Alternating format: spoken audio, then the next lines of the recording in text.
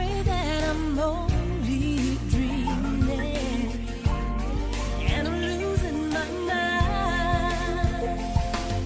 I don't know why I love you,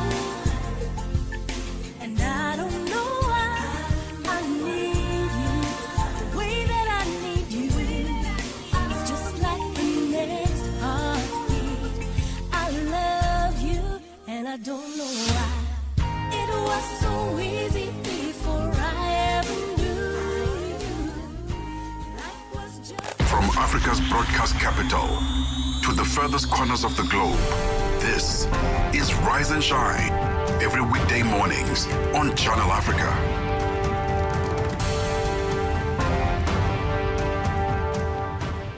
It's 6 o'clock Central African time. Good morning to you and welcome to it.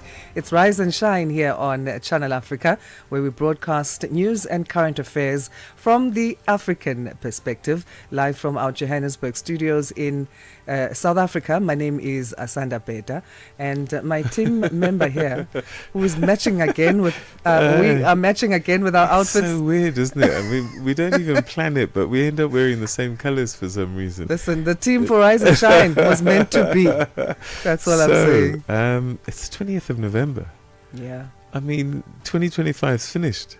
6 weeks, 7 weeks, and it's a new year. Yeah. My goodness. Wow. So there's a meme that says, I don't even want a new year. Yeah. I want a previously used year that's still in good shape. Because you know these new years with resolutions and things that don't really happen. I really like that. So, yeah, thanks so much indeed for tuning in to Rise and Shine. And we've got quite a lot that we've got on the show today. G20, the Leader Summit, now 2 days away, kicking off on Saturday morning. And we'll be having a special broadcast on Saturday and Sunday to make sure that you don't miss out on one of the biggest events on African soil for quite some time now. And also we'll be going to Tunisia. Doctors and nurses went on strike on Wednesday, demanding better pay and working conditions. We'll get to the bottom of that protest. And in Ghana, some key officials charged with corruption. And we'll be talking to our correspondent there to give us the details on that. So, Ghana corruption, unrest in Tunisia, and the G20 summit. But all of that after the news, yes.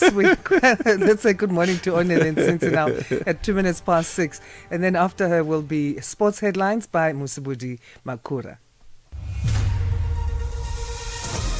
SABC News. The African perspective. Well, thank you, Asanda, and a very good morning to our listeners. The European Union is expected to impose sanctions on Abdel Rahim Dagalo, who is the deputy commander of the Rapid Support Forces paramilitary group in Sudan that has been accused of human rights abuses. The EU foreign ministers are expected to approve the sanctions at a meeting in Brussels today. EU sanctions consist of a ban on travel to the bloc and the seizure of any assets held there. The conflict erupted in 2023 amid a power struggle between the Sudanese armed forces and the RSF, whose recent takeover of Al-Fashir, one of Sudan's largest cities, has raised grave concern about mass killings. South African-based non-profit organization dealing with TB and HIV has called on world leaders to prioritize improving funding models for TB. Leaders from G20 countries are meeting in Johannesburg at the weekend. It's the first time the G20 is meeting on African soil. An estimated 249,000 people in the country were diagnosed with various strains of TB in 2024. This is according to an NPO TB HIV Care. Its CEO Harry Hosler says more funding is needed. 49,000 people who developed TB in 2024. 54,000 people died of TB in 2024. There are a number of high-level issues that are important. One is to catalyze health financing and investment, and ensuring that there's adequate domestic financing for health in general, but also specifically for TB. Evidence leader at the Madlanga Commission of Inquiry in Pretoria, Matthew Chaskelson, has accused Northwest businessman Brown Mokgotsi of using misdirection tactics in his testimony regarding General Nhlanhla Mkhwanazi and King Misuzulu. During his first day of testimony, Mokgotsi accused General Mkhwanazi and King Misuzulu Kazwelithini of being CIA agents, but he later conceded that it was just hearsay. Mokgotsi was facing cross-examination from Advocate Chaskelson. What's your response to that? Investigation is investigation. You may have that belief now, but ultimately the outcome of investigation will show whether we are correct or not, will show the result. But it's not intended to misdirect. And lastly, the chief executive of the South Korean firm Hyundai says the White House phoned him yesterday to apologize for an immigration raid at a factory in the U.S. state of Georgia in September. Jose Munoz was speaking at a conference in Singapore. The BBC's Nick Marsh explains. The images of hundreds of South Koreans shackled on the factory floor and then detained for a week prompted shock and confusion in Seoul. The skilled workers had been sent to help set up a new factory in Georgia, an investment applauded by Donald Trump. But immigration and customs enforcement accused them of having entered the country illegally. Shortly after the raid, Mr. Trump said he hadn't authorized it. But if confirmed, the fact that the White House and the governor of Georgia phoned Jose Munoz directly to apologize suggests an even greater degree of embarrassment. For any news stories you'd like to share with us, please send us an email to newsroom@channelafrica.co.za or call us at +27 11 714 4459. Channel Africa News, I'm Onele Nzinzi. SABC News. The African Perspective. And coming up in your sports news, the Sawa Achraf Hakimi as well as Gisline Chabak lead Morocco's golden night at the 2025 CAF Awards, while LeBron James breaks NBA record for the very first time this season. Details coming up at 6:30. Wake up, Africa. Peter Ndoro and Asanda Beda are here to help you rise and shine. Weekdays, 6 till 9 a.m. Central African Time. Only on Channel Africa. Let's get into the section now that comes after the 6 a.m. news on Rise and Shine, called the Africa Roundup. This is where we give you a list of stories you may have missed, or stories that you want to get a different angle from the African perspective on. And this list of news is compiled by our team of researchers, our reporters, and our editors to make sure that you are updated. And also, it's a throw forward in what one can expect to develop in the news space in this new day. It's Thursday, the 20th of November, and we start our Africa Roundup today with expectations for a strong G20 statement on climate and debt relief. These are low as South Africa prepares to host the summit from Saturday. Rising global tensions and a U.S. boycott could overshadow the talks, which will be held in Soweto, southwest of Johannesburg, where black people were once forced to live under apartheid. Caroline Malone reports. Washington has rejected South Africa's agenda of promoting global solidarity and helping developing nations adapt to worsening climate shocks, transition to clean energy and to ease debt burdens. That may hamper the summit, but leaders could still find common ground. Here's Johannes Bell, Director of the Disaster Management and Education Training Centre for Africa at the University of the Free State. If they are not coming into the party, that is where the G20 may have some sort of a limping leg. But that does not mean the rest of the parties, the rest of 190-something countries in the world cannot come together and decide on how to move the planet forward. South Africa's priorities include preparing for climate-induced disasters and mobilizing finance for clean energy transition. Other absentees include Argentina's Javier Milei and China's Xi Jinping. The summit is set for Saturday and Sunday, and with the US scheduled to chair the next G20 summit, South African President Cyril Ramaphosa quipped he would hand the G20 presidency to an empty chair.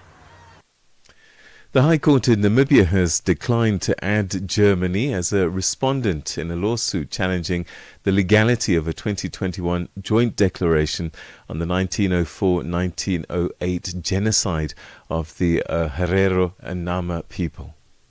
An estimated 65,000 Herero and 10,000 Nama people were killed by German colonial forces between 1904 and 1908. The ongoing court case has been brought by descendants of the Herero and Nama. They want to nullify a 2021 declaration in which Germany formally acknowledged the genocide. Analysts say many in affected communities were excluded by that agreement.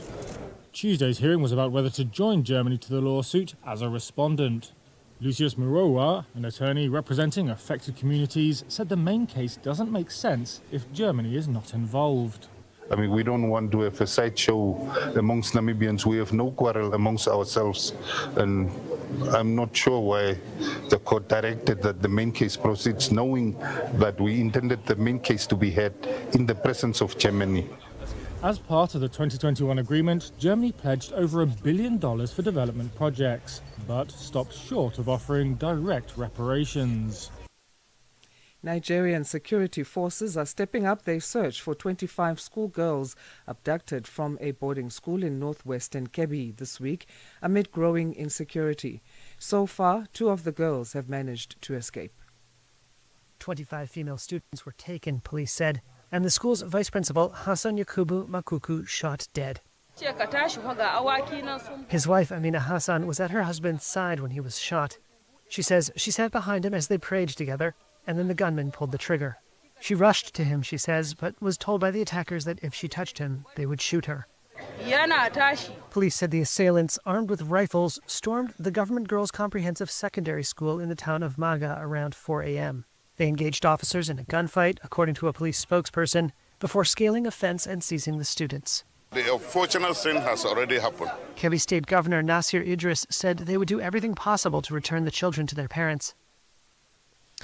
And finally, Microsoft Windows, hailed by experts as the foundation of this economy, turns 40 years old on today. Fiona Jones looks at how technology has developed over time. Under co-founder Bill Gates, Microsoft released Windows 1.0 on November the 20th, 1985. And now the operating system is on its 11th version, Windows 11. Expert Dan Ives said we wouldn't be here if Windows hadn't been developed back in the 80s. Microsoft is the foundation of this economy, of everything that we see that consumers and enterprises do. You look at Windows, that was a watershed moment that changes the way that we live lives today.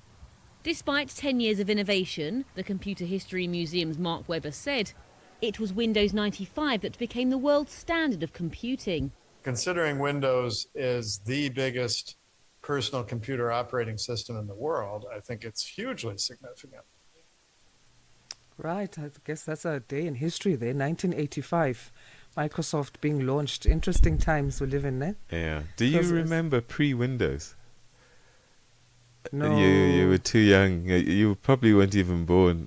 We had a computer system, but there was no such thing as a mouse and all of that. You literally, every single line was code. It was quite a thing. And then suddenly they came with this thing called Windows. You had a mouse, you could click. I mean, it changed the game radically. Before, you'd have to actually write things like create a directory. You'd write, there would be a prompt for the drive, C, and then you'd write MK space DR, and then call it A or B. And then the computer would create a drive there. So you had to know in your head were what floppy you've disks said. Around at the time? They hadn't arrived. They hadn't arrived yet. Yeah, no, it was, actually I'm old, No, man. It's not that. All right, that's how we come to the end of the roundup, Africa Roundup for today. We'll do this again tomorrow after the 6 a.m. news. Coming up, though, we zoom into the Central African region of the continent, bringing you news, making headlines in that area. And we speak to our usual analyst on Thursdays, Aaron Gambi, and he'll be in conversation with our colleague Peter. Africa It's time to plug into the heartbeat of the continent. Tune in to Channel Africa, your go-to radio station that broadcasts in 5 different languages. L'Afrique du Sud célèbre la journée nationale du Kabla hujaitwa kwa jina la Double K. Or more of our forests have been destroyed. Partido Africano da Independência da Guiné. Channel Africa represents every corner of this amazing land. From Lagos to Cape Town, Nairobi to Dakar, we've got you covered with the freshest news, music, and cultures. So, turn up the volume, feel the rhythm.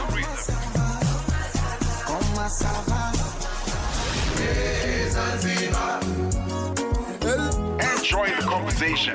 Channel Africa, the African perspective. New day, new stories. Start your morning right with Rise and Shine on Channel Africa.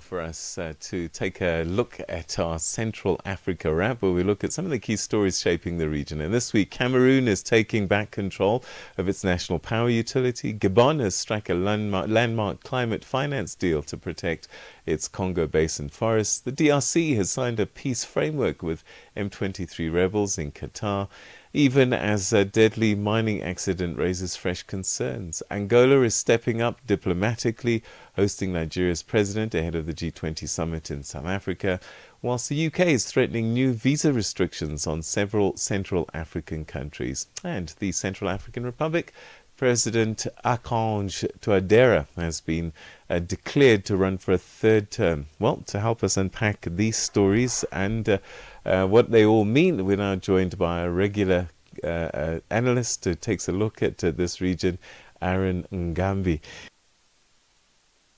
Always good to talk to you. Thanks for joining us. Thank you for having me, Peter. Good morning, and good morning to our listeners. So, Cameroon, let's start there, signs an agreement to buy back control of its power utility. We've seen how challenging sometimes nationalizing or the state running things like power utilities. What's your take on this move?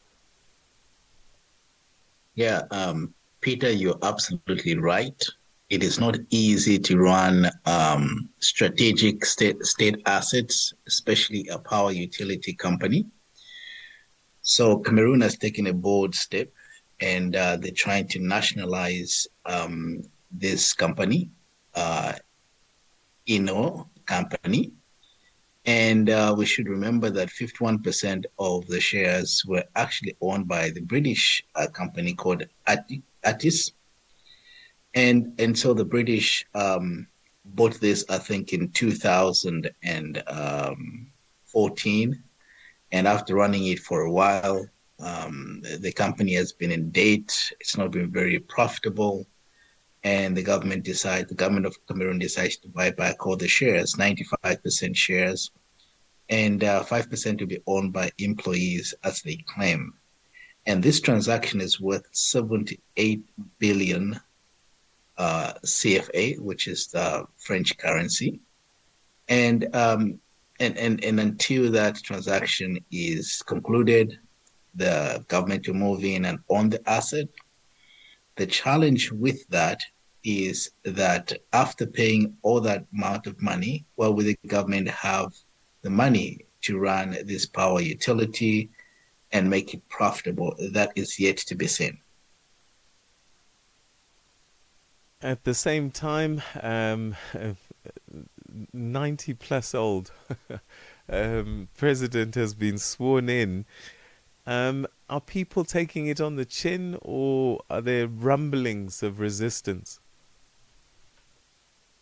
Yeah, this administration of Obiera seems to be on autopilot. I don't think that it has the confidence that it needs to have from the masses or the majority of the people. We know the background to that. The election was disputed. And so it is a government that is not very popular. And I'm afraid that this project in particular, when they buy back this electricity company and it fails to take off and it fails to be profitable, just like you said, governments rarely run anything that is profitable, then I think this would just be another nail in the coffin of this administration. So, Angola is hosting Nigerian President Bola Tinubu ahead of the G20 summit in South Africa. What does this tell us about Angola's growing diplomatic role, especially within Africa's energy, security and international relations landscape? Yes, President Tinubu, he is off to first South Africa, where there will be a G20 summit, and then we'll go to Angola for the African Union summit as well. And this is important because Angola and Nigeria shares quite a few things in common, including that both of them are oil-rich nations. Both of them are very strategic in terms of their location. They have a seaport. And both of them have almost similar problems in terms of the population, in terms of the struggles of creating jobs and employment for young people. Therefore, I think that there'll be a lot to be learned by the Nigerian president when he goes to Angola. But also, Angola has become a very significant force in the region. Most of the African Union summits and sometimes events have taken place in Angola. If you remember, even the disputed conflict, the long conflict of M23 and the Congolese government, once held a summit in Angola to try and resolve that issue as well. So Angola is becoming very important on in the region as well as on the continent, but of course not without challenges or problems. Challenges for sure. The UK has threatened Angola as well as Namibia and the DRC with visa restrictions. What do we know about what's behind it? And I wonder if this is going to affect diplomatic relations between these countries and the West. It might affect their diplomatic relations because the Home Secretary in the UK, she's already threatened to say that she's given these three countries just a month in order for them to take back the immigrants who have overstayed or now illegal immigrants in the UK coming from Namibia, Angola, and the DR Congo.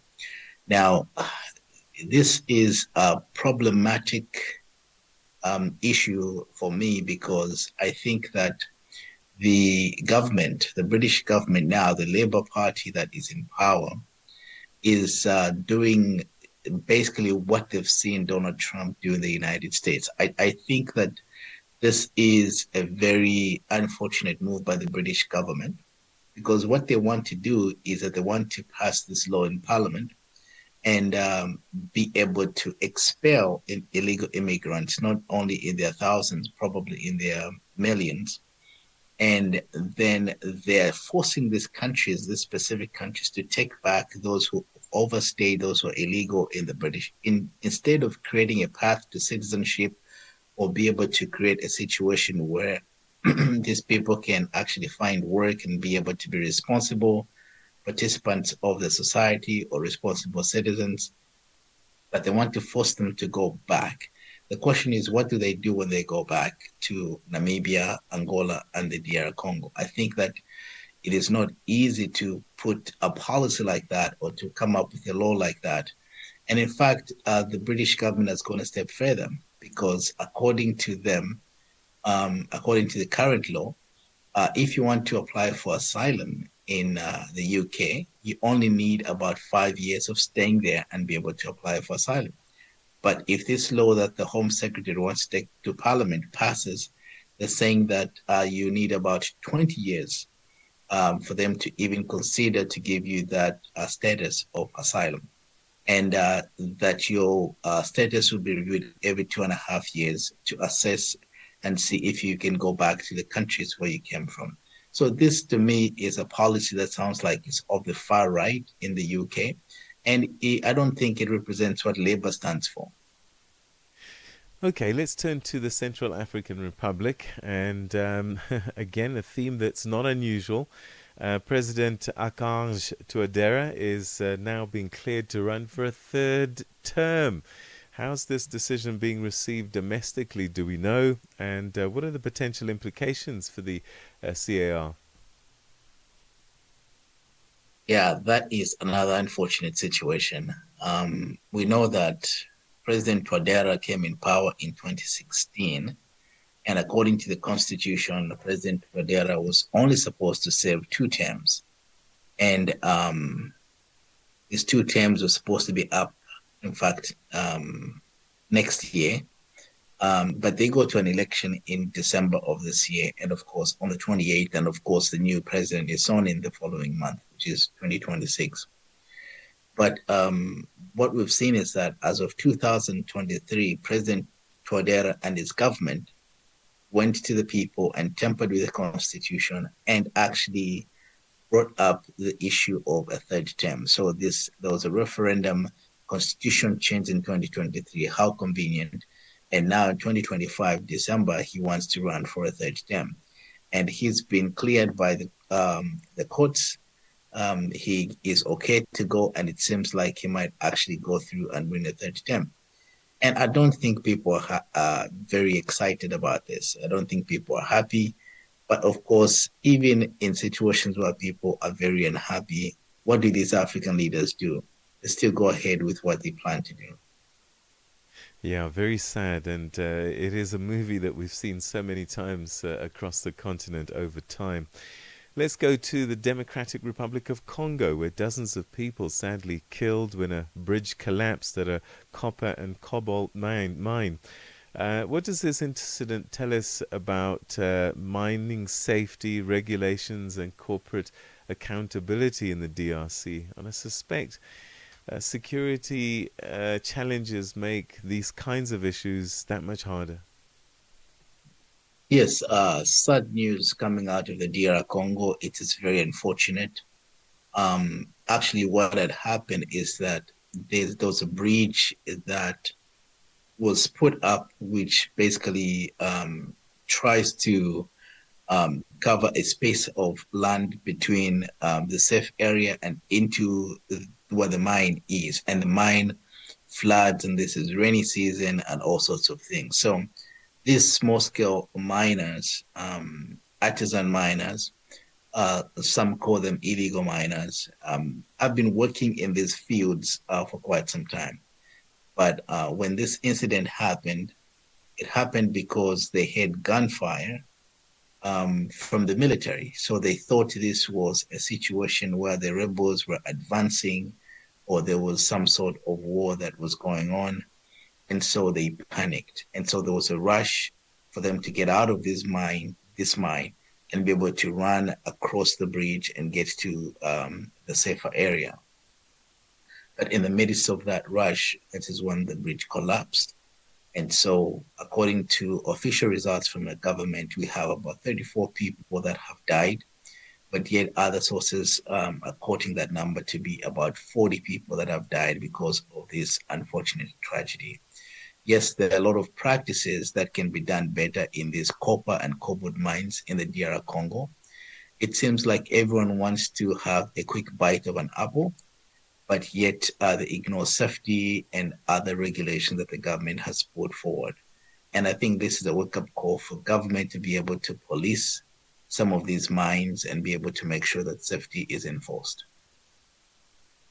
Still in the DRC, the government there has signed a peace framework with the M23 rebels, signed in Qatar. Is there hope? You know, it's another document. There's certain protocols, I think 8 of them. They're struggling with the first 2. Is there hope for this, or it's just another story that drags on? Well, the answer to that is twofold. Those who are optimistic would say, yes, there's hope because this is a framework that then will lead to a peace agreement. This is not a peace agreement per se, but it's a framework that captures the 8 protocols that you've mentioned that will lead the process to peace agreement. Now, those who are a bit unhopeful and maybe a bit pessimistic would say that the problem is that we have not seen this document. They have not released this document. We don't even know what these 8 protocols are. Even the 2 protocols that they're actually working on, which of course we would guess maybe one of them has to do with ceasefire, permanent ceasefire. But we don't know the details of this framework to peace. But the problem as well is that the M23 official spokesperson says this, yes, we're making progress. We're working on these 2 protocols out of the 8. But there's a big but there. He says, but the situation on the ground continues, meaning that M23 will continue to make advances, gain territory, and be able to extract the mineral wealth that they're after in the Eastern DR Congo. But in the process, they have people that are sitting in Qatar, assisted by the United States and other players to come to this so-called agreement. So I think it is a long road ahead before we actually see an agreed peace agreement or a paper that is on the table, signed by both sides. Aaron, we're going to have to leave it there, but thank you so much indeed for unpacking these important stories in the region. And until next week, have a great week ahead. Thank you, Peter, and happy Friday Eve. You have a wonderful weekend. Thank you very much indeed. That's our regular Central Africa region analyst, Aaron Ngambi. He's a geopolitical analyst, unpacking Central Africa for us. And we'll chat to him again next week at the same time. Right now, though, it's 6:30, which means it's time for your news headlines. A very good morning to you once again, Onele Nsinzi. SABC News. Headlines. The African Perspective. Thank you, Peter. The European Union is expected to impose sanctions on Abdel Rahim Dagalo, who is the deputy commander of the Rapid Support Forces paramilitary group in Sudan that has been accused of human rights abuses. EU foreign ministers are expected to approve the sanctions at a meeting in Brussels today. South Africa's Minister of Transport, Barbara Creecy, says contingency plans at major airports have been tested to ensure that there aren't any disruptions ahead of the G20 lead summit in Johannesburg this weekend. And Colombia's defense minister Pedro Sanchez says the military will continue to bomb rebel positions despite at least a dozen children recently being killed in these attacks. Channel Africa News, I'm Onele Nsinzi. SABC News. Headlines. The African Perspective. And now let's check in with what's happening in the world of sports. We get our first full bulletin for the morning. Here's Musibudi Makura. Sports on Channel Africa. The African Perspective. Thank you so much, Asanda. Very good morning from the sports day. So Achraf Hakimi claimed the CAF Men's Player of the Year award, while compatriot Ghislaine Chebak was walked away, with the Women's Player of the Year prize in a double triumph for Morocco at the CAF Awards 2025 in Rabat in Morocco on Wednesday, as Africa's best performers of the year were honoured. Now, the star-studded ceremony was attended by players, coaches, as well as legends of the game from across the continent and beyond, in a celebration of excellence in African football as the game continues to make major strides on the international stage. Paris Saint-Germain right back Hakimi was named CAF Men's Player of the Year after sensational 2025 in which he won the UEFA Champions League, the UEFA Super Cup, the French Ligue 1 title, the Coupe de France, as well as reaching the final of the FIFA Club World Cup earlier on this year. He also helped Morocco qualify for the FIFA World Cup 2026 and is the first defender to be named Africa's best player since former TP Mazembe centre-back Boanga Chimen in 1973, and of course the first Moroccan since Mustafa Hadji to win this award back in 1998. Meanwhile, Chibak was named the Player of the Year and has been a model of consistency for club as well as country in 2025 and was the leading scorer at the Total Energies CAF Women's Africa Cup of Nations tournament in July, where Morocco finished runner-ups to Nigeria. She moved from AS FAR to Saudi Arabian side Al Hilal ahead of the 2025-2026 season, where she is a teammate to six-time World Women's Player of the Year Asanda Ashwala. Chibak is the first ever winner of the award for Morocco. Another Moroccan international was also recognized as Yassine Bounou, who claimed the CAF Women's Goalkeeper of the Year award after a standout year that also included being named the best starting 11 at the FIFA Club World Cup in 2025, while Nigeria's Chimaka Nandozi retained the CAF Women's Goalkeeper of the Year award for a third consecutive year, having helped the Super Falcons secure the Women's Africa Cup of Nations title earlier on this year. The men's coach of the year went to Bautista, who led Cape Verde to a maiden FIFA World Cup qualification in 2026, and the greatest achievement that the country has ever had, also having reached the quarterfinals of the Africa Cup of Nations tournament in Cote d'Ivoire of last year. Back home now, Hollywood Athletics Club manager Manfred Seidler revealed that the club is now aiming for a clean sweep at this year's Soweto Marathon that is set for the 29th of November at Nasrec.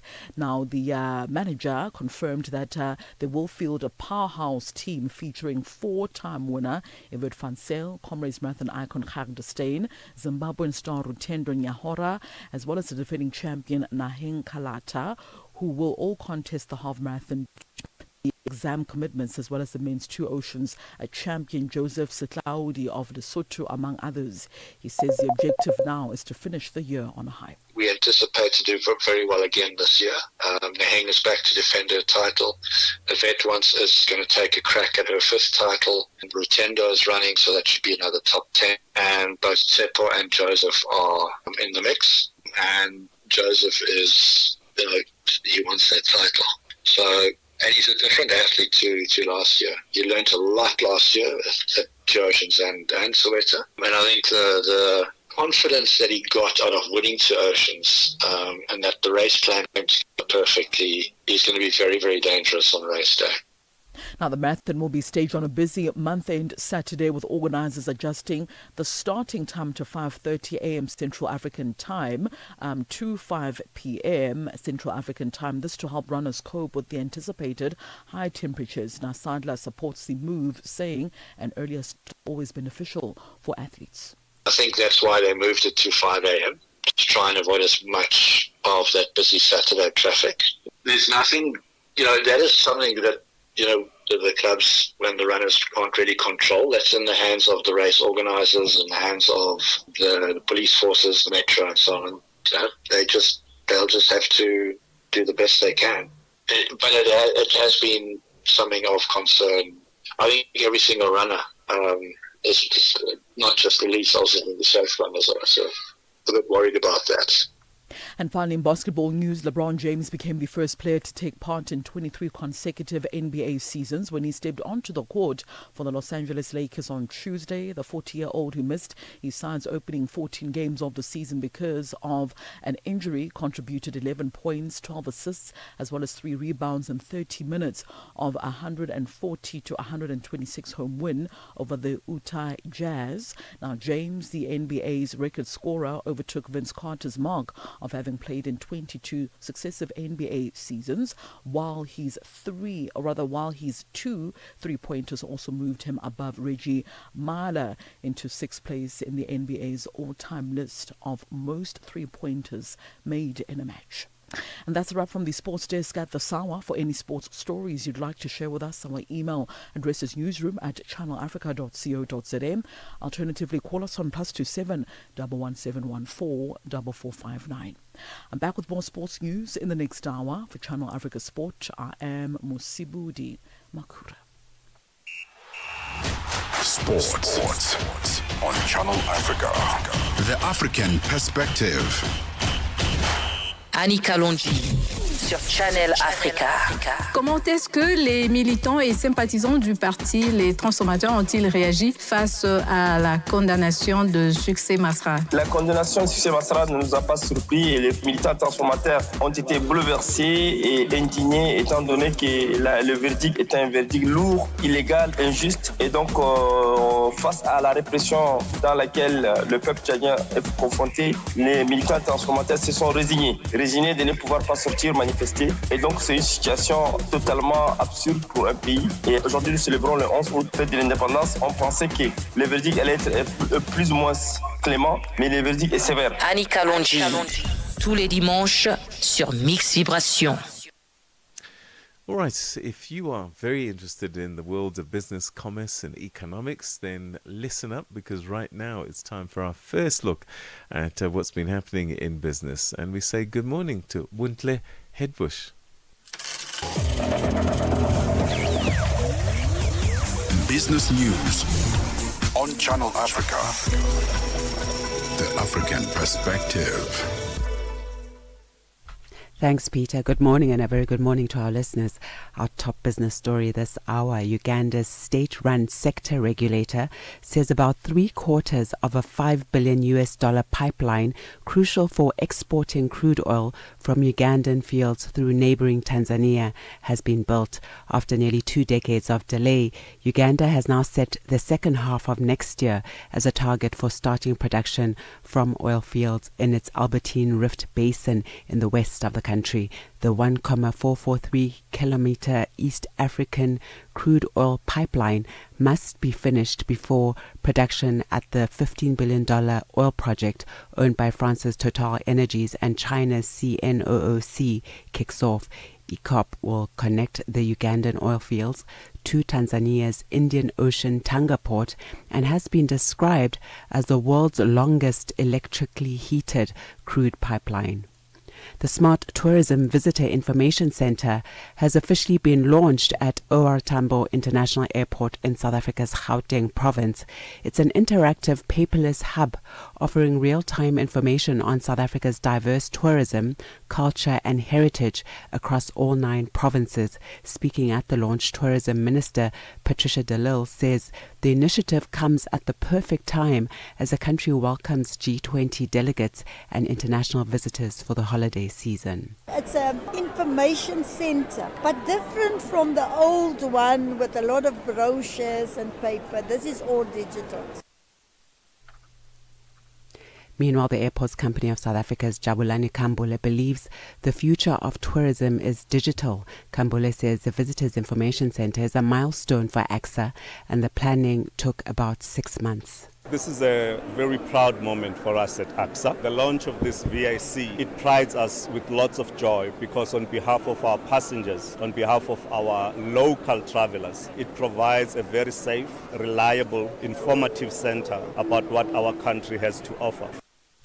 The board of the National Housing Finance Corporation of South Africa has placed its Chief Executive Officer, Azola Mayekiso, on precautionary suspension with immediate effect.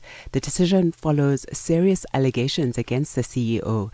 In a statement, the board says a precautionary suspension is not a finding of wrongdoing, but will allow the investigation to proceed independently without interference. The entity says it will appoint an acting CEO. Satisha Rupa speaks on behalf of the corporation. The precautionary suspension is not a finding of wrongdoing. It is a procedural step that follows investigations to proceed transparently, independently, and without perception of any interference.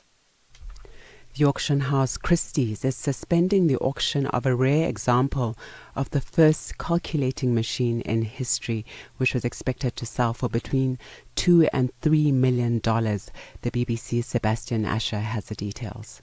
La Pascaline is one of only 9 examples of the world's first calculating machine still in existence, and it remains fully functional. It was developed by the French mathematician, inventor and philosopher Blaise Pascal in 1642, when he was just 19 years old.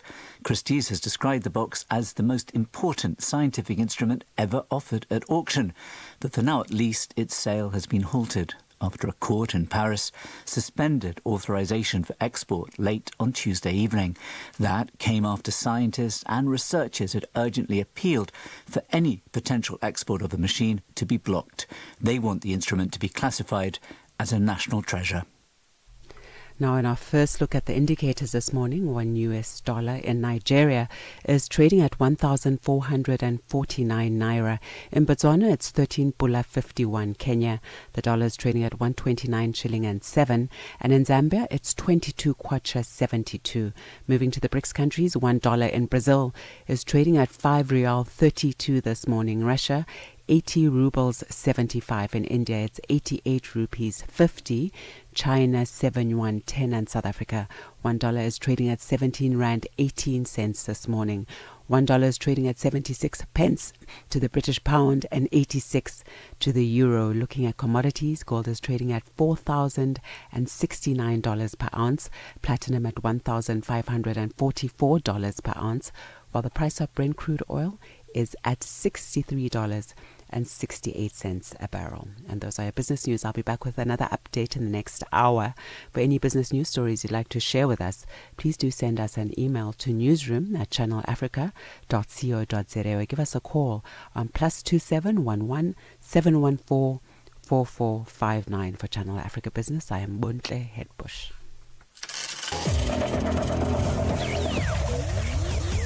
Business news on Channel Africa.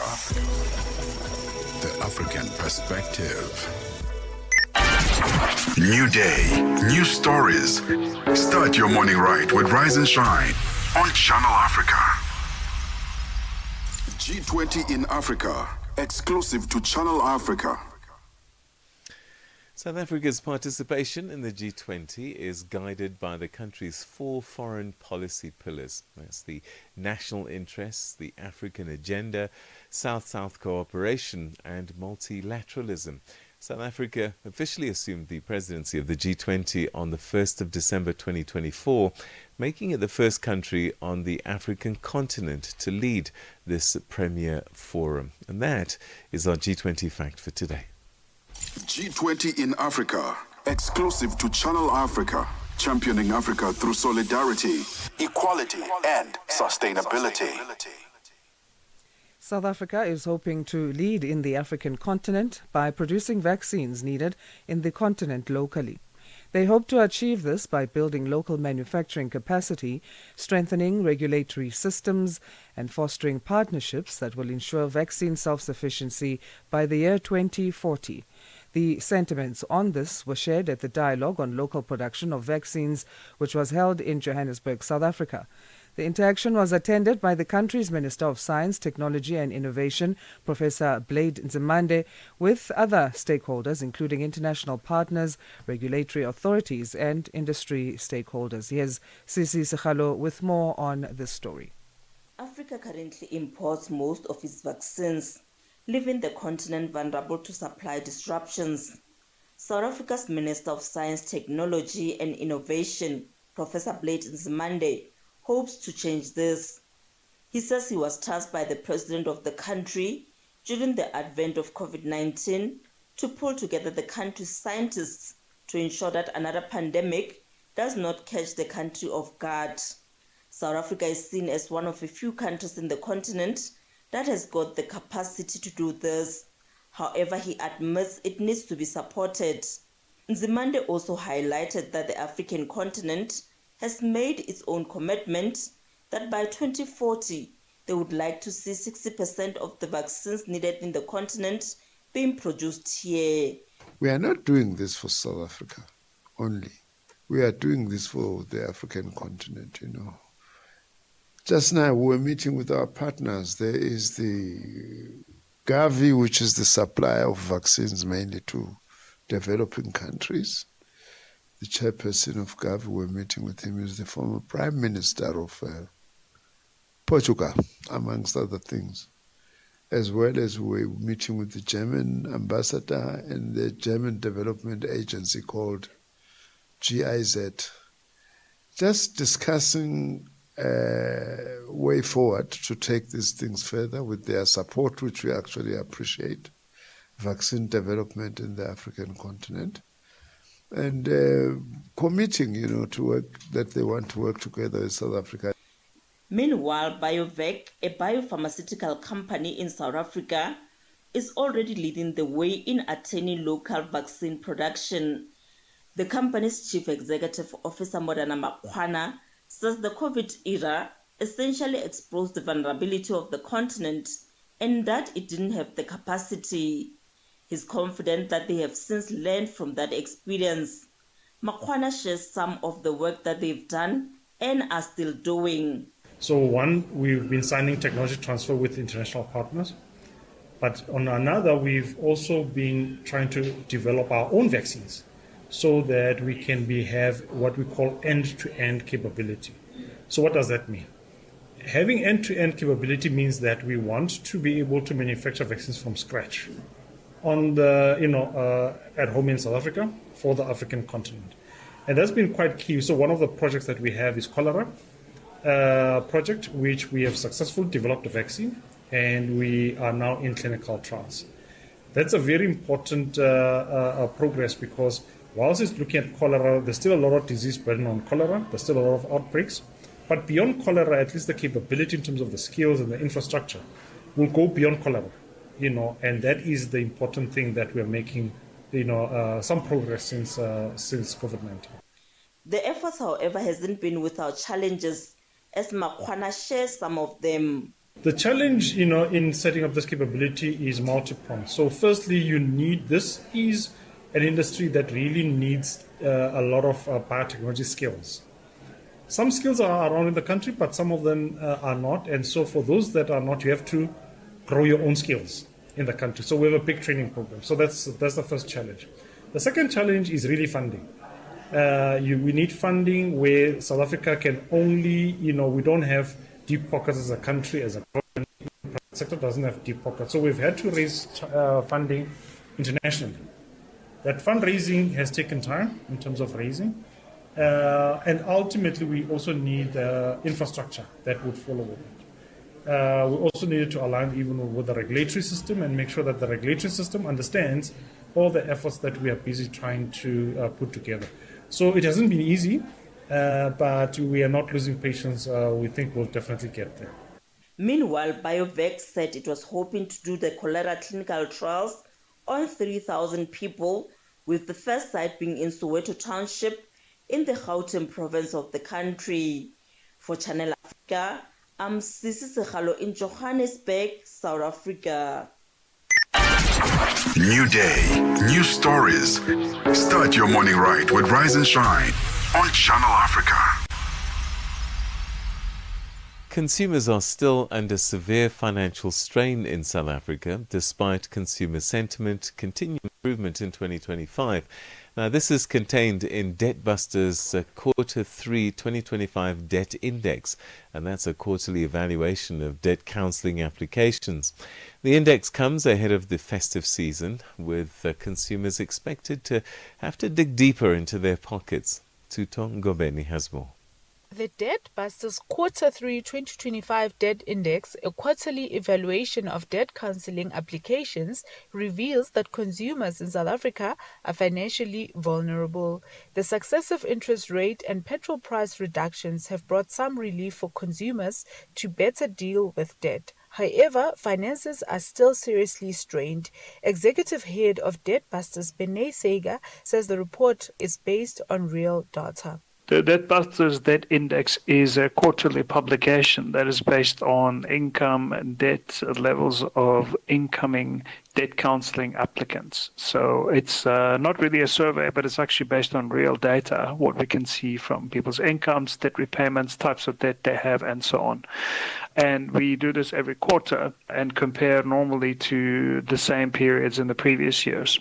Some of the findings of the report found that those who applied for debt counseling needed 70% of their take-home pay to repay back their debt, which is very unsustainable, while those who applied, almost all of them, 95% of them to be exact, had a personal loan, and a further 57% had a 1-month or what's known as a payday loan, and a further 22%, which Sega says it speaks to the financial pressures experienced by consumers. All of these figures are record numbers that we have not seen before. So it just shows you that those choosing this way of repaying back their debt are under quite a bit of financial strain.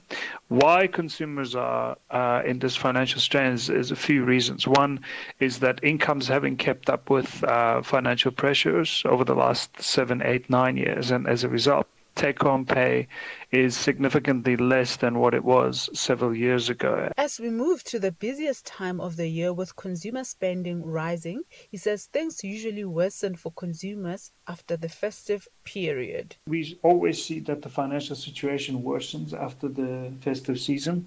Combination of Black Friday deals, Christmas holiday season, and also at the beginning of the year, expected increases for schools, insurance premiums, rent, and many other things really push consumers over the edge. So yes, we do expect it to worsen, as it typically does this time of year, and we do encourage consumers to be very responsible when they're both borrowing and spending money. SEGA has advised consumers to use credit wisely, and if they ever find themselves unable to pay back the credit, it's best to seek help. I think we need to contextualize that we all need credit, and we need to use credit responsibly to build a better future for ourselves. If you find yourself in a situation where you're having difficulty paying back your credit, definitely talk to a debt counselor. That's the simplest way to answer that question. They will look at your situation and decide whether the debt counseling is an option for you or whatever else might be. And they will guide you on the range of options available to pay down that credit in a reasonable and responsible manner. For Channel Africa News, I am Tutongo Bene in Johannesburg.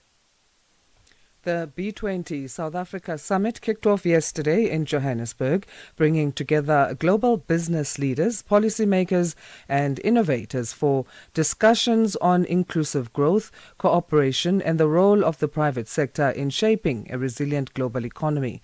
Channel Africa's Lebuhang Mabange reports. We think it's fair to say that the B20 is not a side stream to the G20. We are its bloodstream.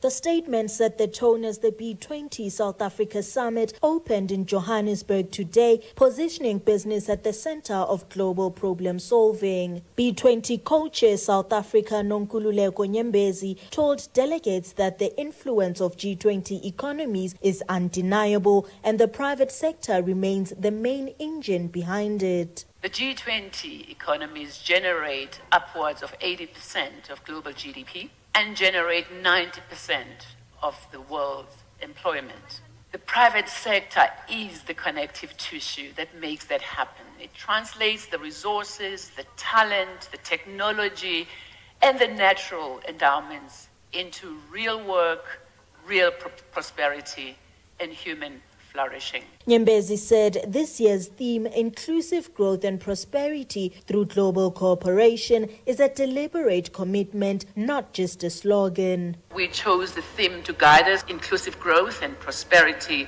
through global cooperation. We chose it deliberately, not as a slogan, but as a practical commitment. Indeed, in many respects, Africa is already a world leader in cooperation. The AfCFTA, or African Continental Free Trade Area, is among the most ambitious integration projects in the world today. Not because it's easy, not because the work is anywhere near complete, but because the strategic logic is overwhelming. International Finance Corporation Vice President for Africa at the World Bank Group, Ethiopia's Tafara, highlighted the rapid transformation taking place across the continent. Across the continent, we see remarkable dynamism. The private sector is emerging as a leading driver of progress. We see thriving digital economies in Kenya and Nigeria. We see green industrial corridors are taking shape in South Africa and Morocco. We see agribusiness transformation powered by technology and value addition. We see healthcare innovations from Nairobi to Lagos and from Cairo to Kigali. And we see a surge in renewable energy investments enabled by supportive policy frameworks. But Tafara also noted that significant challenges remain, including access to energy and global economic shocks. This momentum is not without challenges. Global shocks and tightening fiscal space are testing resilience. We live in a world where 733 million people still have no access to electricity, and 2.4 billion people still cook with fuels detrimental to their health and the environment. At the current rate, hundreds of millions of people will remain without electricity by 2030 because the COVID-19 pandemic slowed progress toward universal energy access. He warned that government alone cannot solve global crises. We all know it is impossible for national governments and the public sector to solve these daunting problems on their own and close the $2.5 trillion financing gap to achieve the United Nations Sustainable Development Goals. And so the math simply does not add up. We need the private sector. As day one of the summit draws to a close, delegates say the message is clear. Global cooperation must be meshed with action, and business will be central to driving that progress. Reporting for Channel Africa, I am Lebogang Mabange in Johannesburg, South Africa. From Africa's broadcast capital to the furthest corners of the globe, this is Rise and Shine, every weekday mornings on Channel Africa.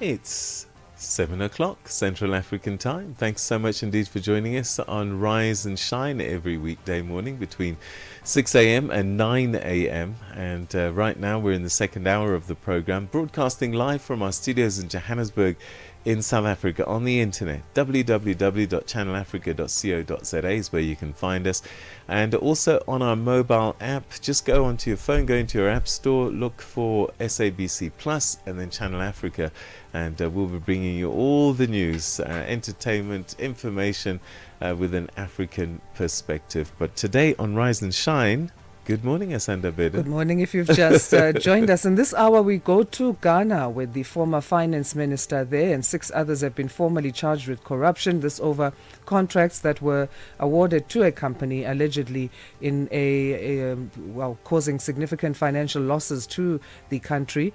And then also the B20 summit wraps up today. We just spoke about this just now with the previous hour. Today will be the last day. It was a 2-day gathering, and this is business leaders from around the world pushing for stronger alignment ahead of the G20 summit later this week. Of course, we're hosting that, Johannesburg, South Africa. Let's get our news first. Here's Onel Nzinzi with that, and then following her is Musibudi Makura with our sports headlines. SABC News. The African perspective. Thank you, Asanda. The European Union is expected to impose sanctions on Abdel Rahim Dagalo, who is the deputy commander of the Rapid Support Forces paramilitary group in Sudan that has been accused of human rights abuses. EU foreign ministers are expected to approve the sanctions at a meeting in Brussels today. EU sanctions consist of a ban on travel to the bloc and the seizure of any assets held there. The conflict erupted in 2023 amid a power struggle between the Sudanese armed forces and the RSF, whose recent takeover of Al Fashir, one of Sudan's largest cities, has raised grave concern about mass killings.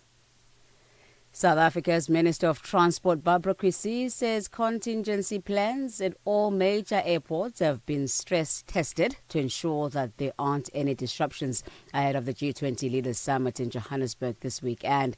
The minister was speaking at the OR Tambo International Airport, east of Johannesburg. She provided a status report on the country's airport infrastructure upgrades, as well as the state of readiness for the upcoming G20 Summit. Chrissie says she is confident that international delegates will not experience any problems while traveling to and from South Africa. Our contingency systems respond exactly as designed, maintaining safety and operational continuity throughout. And I want to assure you that these events have further strengthened the airport's state of readiness. Systems have been reviewed, assessed and reinforced for operational resilience. The Madlanga Commission in South Africa, Pretoria, has heard how Northwest businessman Brown Mahotsi lied about being employed in Police Minister Senzo Mchunu's office. This was for an application for a warrant to record a conversation between him and an alleged informant. The alleged political fixer has been mentioned several times as a key player in interference to the criminal justice system, which the Commission is tasked with investigating. The Northwest businessman conceded that he couldn't have managed to receive the application if he presented himself as just Brown Mahotsi. Mahotsi was being cross-examined by Advocate Matthew Shackleson yesterday. So you're now saying you did lie under oath by saying that you were employed in government within the office of the Minister of Police. That was false, and you knew it was false, but you thought I needed to do it to enable Lieutenant Colonel Schneller to give me authority under Section 252A. Because I could not tell him that I'm an agent, yes. This was for the purpose of work. So when it's for the purposes of work, you're saying you can lie under oath? Amnesty International has accused the Kenyan authorities of paying a network of trolls to threaten and intimidate young protesters during recent anti-government demonstrations. In its new report, the human rights organization says government agencies also employed surveillance and disinformation to target organizers of the mass protests, which kept Kenya across 2024 and 2025. The demonstrations were driven largely by Gen Z activists who use social media platforms to mobilize. In response to Amnesty's report, Kenya's Interior Minister said the government does not sanction harassment or violence against any citizens. And lastly, Lithuania has reopened its two border crossings with Belarus weeks after they were shut down due to balloons used for cigarette smuggling floating into the country's airspace. Lithuania said the balloons were a national security threat. The closure heightened tension between Lithuania and Belarus, a close Russian ally. The BBC's Jacob Evans. Hundreds of mysterious balloons have been spotted drifting into Lithuania this year. The problem accelerated in early October when the country's two biggest airports were forced to temporarily close after dozens of the balloons started floating overhead. The balloons are used by smugglers to carry cheap cigarettes from Belarus into the European Union. Lithuania said the Moscow-backed Belarusians were deliberately allowing it to happen. Belarus's president called the move a crazy scam and threatened to seize hundreds of Lithuanian lorries stuck on its side of the border. Announcing the reopening, Vilnius said the closures were no longer necessary to ensure internal security. Channel Africa News, I'm Onele Tsinzi. SABC News. The African Perspective. And coming up in your sports news this hour, Achraf Hakimi as well as Jesselyn Shabak led Morocco's Golden Night at the CAF 2025 Awards, while Tennis Australia as well as the Players Association near a deal. Details of these and other stories coming up at 7:30.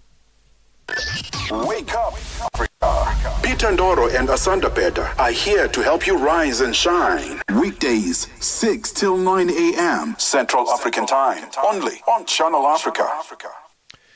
South Africa's President Cyril Ramaphosa says that South Africa will convene a high-level meeting with African heads of state on Friday, just the day before the G20 Leaders Summit, to ensure that the continent presents a united front at the global gathering. Addressing CEOs in Johannesburg this week during a G20 outreach program, President Ramaphosa noted that the African Union, now a full member of the G20, following South Africa's successful campaign, will join the discussions, marking a significant step in securing formal continental representation alongside blocs like the European Union. Channel Africa reporter Michael Mbewe picks up the story for us. Soon after assuming the G20 chairmanship, South Africa signaled that its presidency would be distinctly African in character and ambition. Framed under the theme Solidarity, Equality and Sustainability, the country has positioned the upcoming G20 summit as a platform to bring Africa's priorities to the center of global decision-making. Government leaders have repeatedly emphasized that this is not merely South Africa's G20, but an African G20 designed to reflect the shared interests, challenges and aspirations of the continent. By rallying African heads of state, strengthening coordination with the African Union and engaging business on cross-border economic opportunities, South Africa aims to ensure that the summit presents a united African voice.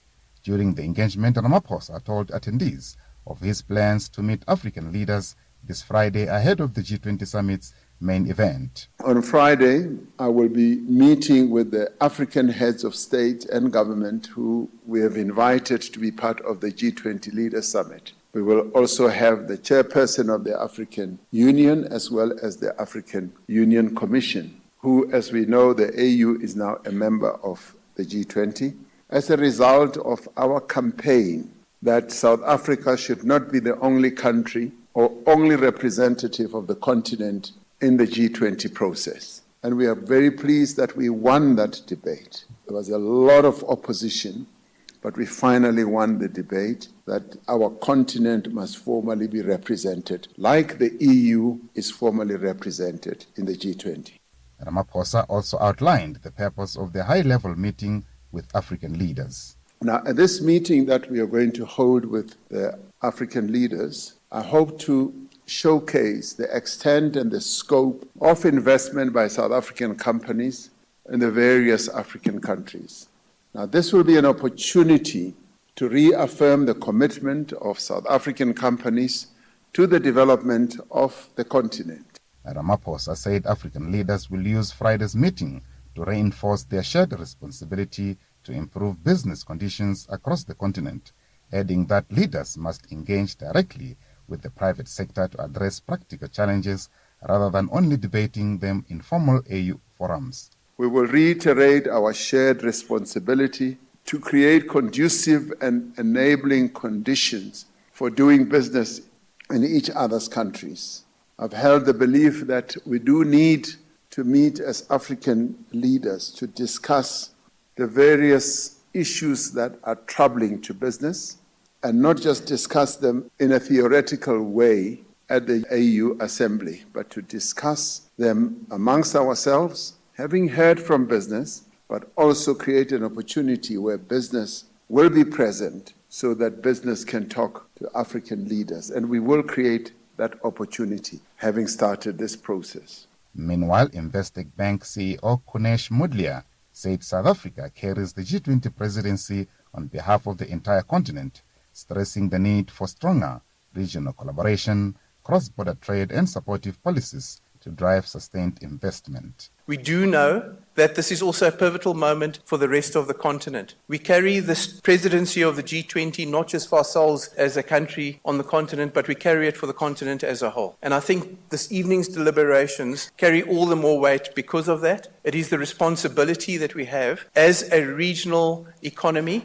and as one of the strongest economies on the continent to play a role to build regional collaboration, cross-border trade, and to continue building on strong policy and a legislative environment that will foster ongoing investment. Modlia noted that Africa's population is set to reach 2.5 billion by 2050, with a rapidly expanding workforce demanding energy, goods and services. He said the continent's renewable resources, minerals and human capital make this a pivotal and promising moment for South Africa and the region. If we look at the continent in 2050, we look at a population of close to 2.5 billion, of which 1.4 billion will be working people. People that will need goods and services, people that will need energy. We are able to play to a number of key strengths on the continent: abundant renewable energy sources, rich in minerals, rich in diversity, and rich in human capital. It's an exciting time. It's an exciting time to be South African. It's an exciting time to be living here. And we all play a critical role into the next chapter. The country's approach seeks to elevate issues such as development financing, trade integration, infrastructure, connectivity, and inclusive growth, areas critical to shaping a more equitable global order. Michael Mbewe, Channel Africa News, Johannesburg. Africa It's time to plug into the heartbeat of the continent. Tune in to Channel Africa, your go-to radio station that broadcasts in 5 different languages. L'Afrique du Sud célèbre la journée nationale du Kabla hujaitwa kwa jina la Double K or more of our forests have been destroyed. Partido Africano da Independência da Guiné.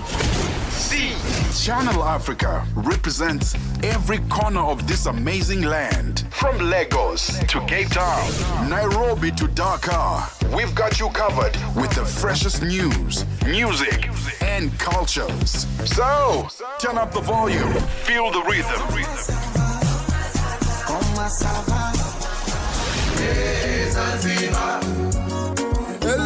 Enjoy the conversation. Channel Africa, the African perspective.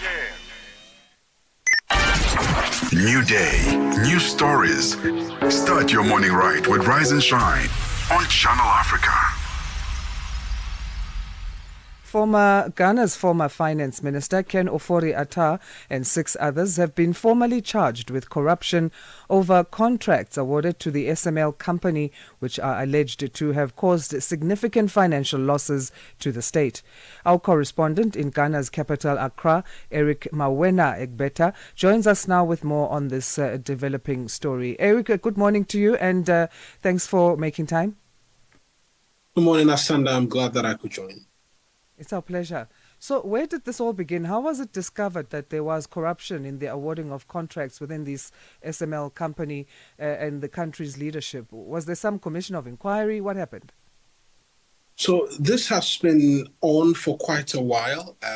It started during the administration of Nana Addo Dankwa Akufo-Addo. In somewhere in 2023, there was an investigative piece put together by some investigative journalists, Manasseh Azuria, Winnie Evans Aziamo, and one other person, which revealed that contracts had been handed over to SML, which the expectation was that they were to undertake revenue assurances for the Ghana Revenue Authority. However, upon investigation and interrogation of key players within the revenue space, particularly petroleum revenue, it was revealed that the company was being paid for no work done. And the traces in terms of investigations and subsequently investigations which has been carried out by the country's special prosecutor has revealed that the handing out of contracts to this company, not just for petroleum monitoring of revenue for petroleum lifting, but was also cutting across key mineral resources belonging to the state, was, according to the special prosecutor, engineered by the former finance minister as they breached procurement rules, amongst many other things. In fact, it was a basis for an uproar in the country around 2023, which resulted in the president then, Nana Addo Dankwa Akufo-Addo, commissioning the KPMG, an audit firm, to undertake an audit of the contracts handed out to the company, between the company and then the Ghana Revenue Authority. And it was revealed that in some of the other areas, there was evidence of no work done, and hence the contract should be cancelled. It is that which has snowballed into this investigation by the special prosecutor, who has now formally charged the former finance minister as well as some other individuals. In fact, this is the basis upon which the former finance minister was put on the Interpol red notice some months ago. And now we know that charges have been formally slapped on not just him, but former commissioners of the Ghana Revenue Authority. In fact, these are principal actors or principal authorities responsible for all of the revenue which is collected in the country under the previous administration. And they all have been cited as having engaged or colluded in breaching financial laws and handing out contracts which did not bring value to the state, a reason why they've all been included in this charges which have been sent to the court. And we're expecting that proceedings will now start. Even with the charges being filed against the former finance minister and the other individuals, a lot of Ghanaians are not happy because they say the former finance minister is not in the jurisdiction to answer for what is believed to be grave crimes committed against the Republic and for monies in excess of $100 million handed out to this company for what is no work done. So who owns this SML company, this Strategic Mobilization Ghana Limited, and how are they connected to the former finance minister? Well, the beneficial owners, as we've come to understand, is not the former finance minister. In fact, the beneficiary owners are persons who used to work with the Ghana Revenue Authority. And so many have also questioned, particularly the lawyers have questioned, upon what basis the special prosecutor can label the former finance minister as having profited from an enterprise like this. But the former, the special prosecutor, says that when you look at the trail of events which took place until the handing out of the contract, it had the vivid participation of the former finance minister because they had to wrestle a contract from another company which was initially undertaking this revenue assurance, but not in the form in which SML was handed the contract. And all of this was done with the copious participation of the finance minister. In fact, he was in copy of all the letters which were submitted to the Public Procurement Authority, which is the entity which must give approval before single source contracts are entered into. After the time they decided to hand over the contract to SML in the initial stages, it was flagged by the Procurement Authority that they did not have expertise, amongst many other things. And yet, the special prosecutor says there are emails, letters, correspondence, which shows that the former finance minister was actively pushing the two commissioners to return the agreements to the Public Procurement Authority and ensure that it receives the backing for them to hand the contract over to them. These are the basis upon which he is drawing the linkage and argues strongly that the former finance minister enjoyed some benefits from this agreement, which now is a subject matter of litigation. Let's leave it there for now, Eric, and thank you for giving us an update on this and your insights and information. As always, Asanda. And it remains to be seen what that will mean then in terms of the impact it will have on public confidence in Ghana. Eric telling us that the Ghanaians, the ordinary citizens, are definitely not happy, and what this will mean for financial systems there. So Eric Mawena Beda talking to us there from Accra on the latest developments in the case against Ghana's former finance minister Ken Ofori-Atta and 6 other accused.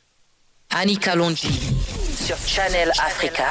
Comment est-ce que les militants et sympathisants du parti Les Transformateurs ont-ils réagi face à la condamnation de Succès Masra? La condamnation de Succès Masra ne nous a pas surpris et les militants transformateurs ont été bouleversés et indignés étant donné que le verdict est un verdict lourd, illégal, injuste et donc face à la répression dans laquelle le peuple tchadien est confronté, les militants transformateurs se sont résignés de ne pouvoir pas sortir manifester. Et donc c'est une situation totalement absurde pour un pays. Et aujourd'hui nous célébrons le 11 août, fête de l'indépendance. On pense que le verdict allait être plus ou moins clément, mais le verdict est sévère. Annie Kalonji, tous les dimanches sur Mix Vibration. Wake up, Africa. Peter Ndoro and Asanda Beda are here to help you rise and shine. Weekdays, 6 till 9 a.m. Central African Time. Only on Channel Africa. Now, Johannesburg is hosting the final day of the B20 summit, where global business leaders, CEOs, and policy influencers have been wrestling with how to keep economies connected in a world that's increasingly marked by geopolitical tensions, protectionism, and widening digital divide. Well, their proposals will feed directly into the G20 summit later this week, and the message is clear. Business cannot thrive without stability, inclusion, and cooperation. Well, joining us now from the B20 Summit is Chris Southworth, who's the Secretary General of the International Chamber of Commerce in the UK and also co-chair of the B20 Task Force on Digital Transformation. Chris, thanks very much indeed for joining us and welcome. Good morning. So as the B20 Summit wraps up today, what would you say is perhaps the single most urgent message that business leaders want the G20 governments to hear? Well, at a headline level, it's exactly what you said. It's critical for businesses all over the world, not just in Africa, but this is a big moment for Africa. This is the final cycle of the first round of G20. So South Africa is the last member of G20 to host. So this is a big momentous moment for G20, 20 years after it was created, but also for Africa. But it's all about stability, inclusion, sustainable growth. But the big conversation, of course, and certainly will be even more so today, is what happens next, because G20 then hands over to the USA, and it's unclear as yet exactly what we're going to expect. And then, interestingly, it's quite likely the G20 will then be followed by the UK. So we've got 2 years where we absolutely critically need to be promoting stability and dealing with some of the challenges that are facing business around the world, particularly around supply chain disruption. But we're going into another 12 months after South Africa, where there's a lot of unknown. So many are saying that we're entering a world of economic blocks, digital protectionism. How is this affecting global trade and investment, especially for developing regions like ours in Africa? Well, the hard truth is much of the world is still unconnected to the internet. Sort of half of businesses, so around 350 million businesses worldwide, 135 million of those are connected to the internet. So half of businesses can't even access the digital economy. So that's got to be the number one priority, getting that infrastructure into place. And in Africa's case, particularly around mobile, there's opportunities to get modern infrastructure into place to ensure that everybody is fit for purpose for 21st century trade, which of course is all digital. What I can say is we are now seeing a lot more momentum around removing legal barriers to digital trade, digitalizing trade. And that is unlocking all sorts of opportunities. We're seeing companies now trading in hours rather than weeks and months. They are cutting risks and costs 80%, improving workforce productivity 60%. So we can see the benefit. It's incredible. Companies that are trading in the digital economy are more liquid, more profitable, more efficient. So the challenge now is to accelerate the implementation of the infrastructure that we really need so everybody benefits and nobody gets left behind. That's absolutely essential, especially in places like Africa, because the big beneficiaries of a more efficient trading system are small companies and the emerging economies, where the burdens are often disproportionately higher than everywhere else. So this is also one area, by the way, where we all agree. There's a lot of fractiousness in that geopolitical dialogue, but in this area, we all agree. A lot more needs to be done. So that's been certainly a big part of the conversation for us. So talking about challenges, what do you see as the biggest barriers preventing genuine cooperation between governments and the private sector right now? Well, public-private partnerships are much of the conversation. They're absolutely critical to bridge that dialogue between business and government. But we need bridging dialogue across all areas right now between governments in the north, the global north, as they call it, and global south, the emerging economies, developed economies, just like we need more dialogue between business and government. It's businesses that execute growth.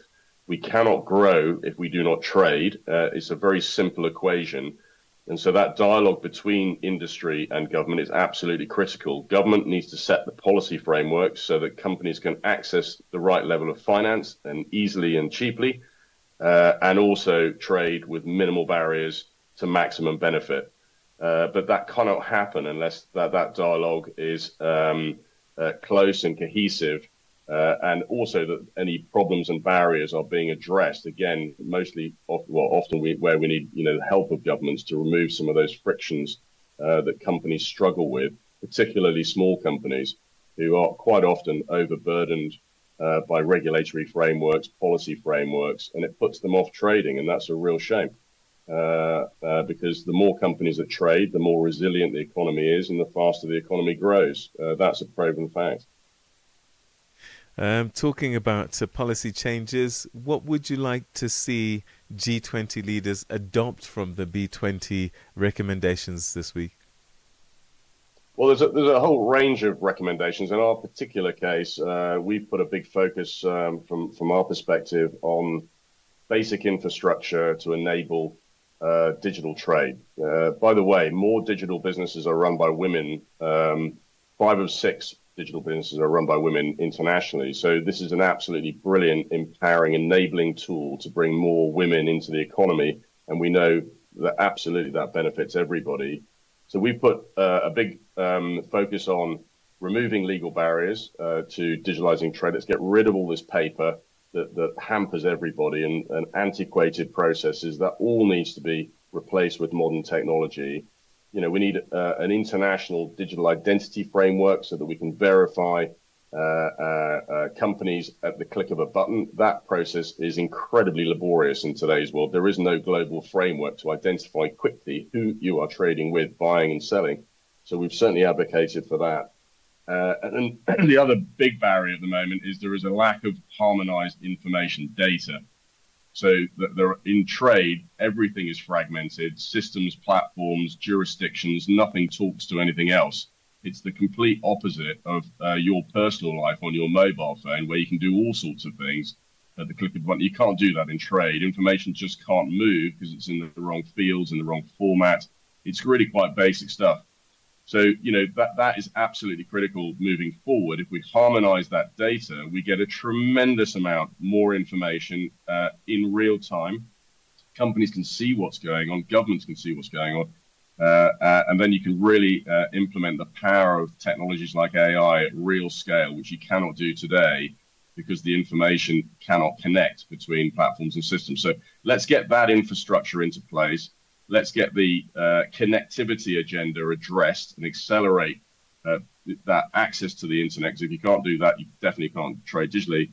And then what we'll see is a huge transformation in the trading system. That is where the biggest opportunity is for efficiency and growth worldwide, but particularly in Africa, where there's enormous potential. Chris, we certainly wish you the best because I'm sure that in the end, all of us benefit with making sure that the right policies and the actions are taken to create an environment that is conducive for trade. Thanks so much indeed for joining us, and good luck with your last day. My pleasure. Thank you very much. That's Chris Southworth, Secretary General of the International Chamber of Commerce UK and also co-chair of the B20 Task Force on Digital Transformation, making recommendations to the G20 Leaders Summit this week. All right, it's 7:30, which means it's time for your news headlines. Here's Onele Nsinzi. SABC News. Headlines. The African Perspective.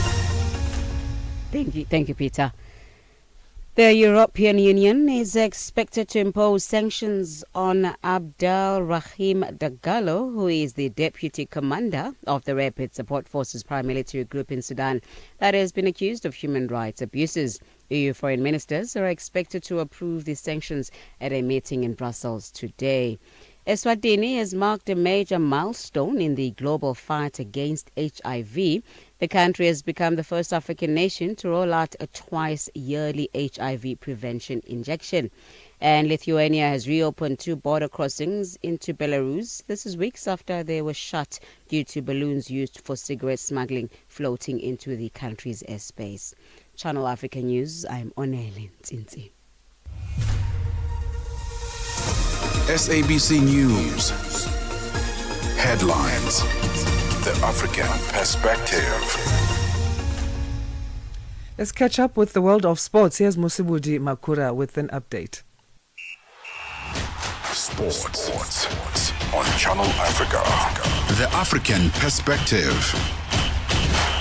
Thank you so much, Asanda. Very good morning once again from the sports desk. Now, Ashraf Hakimi claimed the CAF Men's Player of the Year, while compatriot Ghislaine Chambak the CAF Women's Player of the Year prize in a double triumph for Morocco at last night's CAF Awards in Rabat, Morocco, as Africa's best performers of the year were honoured. Now, the star-studded ceremony was attended by players, coaches, as well as legends of the game from across the African continent and beyond in the celebration of excellence in African football as the game continues to make major strides on the international stage. Now, Paris Saint-Germain's right back Hakimi was named the CAF Men's Player of the Year after a sensational 2025 in which he won the UEFA Champions League, the UEFA Super Cup, the French Ligue 1 title, the Coupe de France, as also reaching the final of the FIFA Club World Cup earlier on this year. He also helped Morocco qualify for the FIFA World Cup in 2026 and is the first defender to be named Africa's best player since former TP Mazembe centre-back Wanga Chishman in 1973, and now the first Moroccan since Mustafa Hadji in 1993. Well, Chibak also has been a model of consistency for club as well as country in 2025 and was the leading scorer at the Total Energies CAF Women's Africa Cup of Nations tournament in July, where Morocco finished runner-ups to Nigeria. She moved from AS FAR to Saudi club Al Hilal ahead of the 2025-2026 season, where she's a teammate of six-time CAF Women's Player of the Year, Asisat Oshwala of Nigeria. Now, Chibak is the first winner of the award from Morocco. Another Morocco international was recognized as Yassine Bounou, who claimed the CAF Men's Goalkeeper of the Year award after a standout year that included being named in the best 11 at the FIFA Club World Cup in 2025. Nigeria's Chimaka Nandozi retained the CAF Women's Goalkeeper of the Year award for a third consecutive year, having helped the Super Falcons secure the Women's Africa Cup of Nations title earlier on this year. Now, the CAF Men's Coach of the Year went to Bautista, who led Cape Verde to a maiden FIFA World Cup qualification, which was the greatest achievement in the country's footballing history. Back home now, former Orlando Pirates as well as Al Ahly coach Jose Ribeiro says he's open to coaching a national team, but he won't rush into that decision. Now, the Spanish-born tactician is back in South Africa as the Carling Black Label ambassador, while also considering his next move. Ribeiro says he has clear non-negotiables for his future, but remains open to opportunities that may prompt him to adapt to his plans. Like you, I'm agree with you. It can be a place where you have the opportunity to continue winning titles, but it's also about the way you do it. It's not having the straight participation in the way that the squad is going to look. Somehow you must share the philosophy with the club in terms of the brand of football that they want to play, the profile of the players as well. I really like to work with young players, with young prospects, with players who still are, fighting for their future. On to cricket news now. The International Cricket Council, also known as the ICC, unveiled the match schedule for the ICC Under-17 Men's Cricket World Cup 2026, which will be co-hosted by Zimbabwe as well as Namibia from the 15th of January until the 6th of February. That's, of course, next year. Now, 16 teams will compete across 41 matches, culminating in the final at the Harare Sports Club on the 6th of February.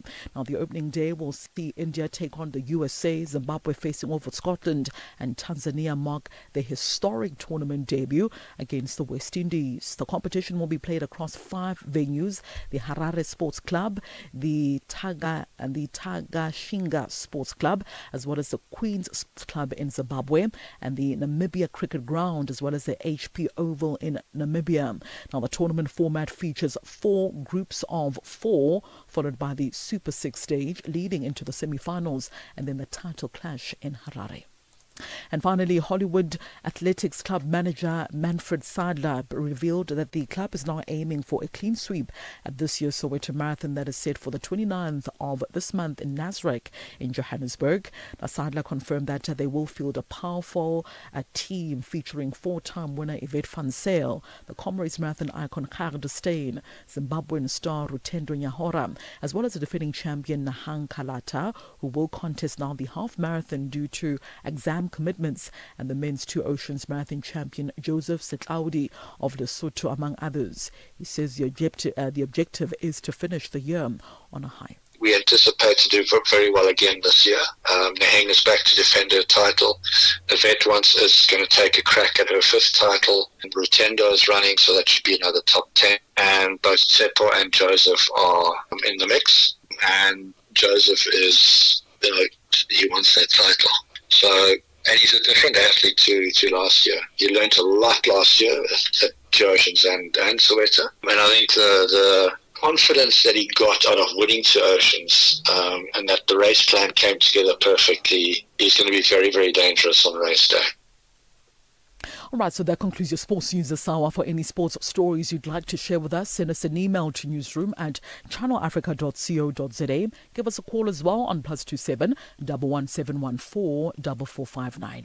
I'm back with a final sports update on Africa Rise and Shine in the next hour. It is 7:38 p.m. Central African Time, Central African Time for Channel Africa Sport. I am Mosibudi Makura. Sports on Channel Africa. The African Perspective. Você é fluente em português? É apaixonado por rádio e quer trabalhar na África do Sul? Você tem documentos que o qualificam para trabalhar na África do Sul? Nesse caso, podemos ter uma oportunidade para você trabalhar no Canal África. Envie seu currículo e demonstração para Canal África @ newsroom@channelafrica.co.za. Lembre-se, se você não receber alguma resposta nossa em 14 dias, isso significa que você não foi selecionado. Canal África, a perspectiva africana. Bom dia, como está? Bem-vindo. Welcome to Channel Africa. And it's time now to find out what's happening in the world of business, economics and commerce. And at the business desk, a very good morning to you, Buntle Headbush. Business news on Channel Africa. The African Perspective. Thanks, Peter, and a very good morning to you and our listeners. Our top story this hour: thousands of young doctors went on strike across Tunisia yesterday to demand higher pay and warn of an impending collapse of the health system, part of a broader wave of social unrest convulsing the country. A spate of environmental and anti-government protests prompted by a worsening economic crisis and disruptions in public services has posed the biggest challenge to President Kais Saied since he seized all power in 2021. As well as low wages, the protesters complained of outdated equipment and shortages of essential medical supplies, factors which they said were fueling a growing exodus of young health professionals to Europe and the Gulf. Tunisia has also seen strikes over pay by transport workers and bank employees in recent months, while the southern city of Gabes has been a focal point of protests over a pollution crisis blamed on a state-owned chemical plant. Ghana plans to scrap 15% VAT on mining exploration to boost gold investment. The move could reposition the country in the race for gold exploration at a time when other West African states, such as Cote d'Ivoire and Guinea, are drawing increased attention from investors.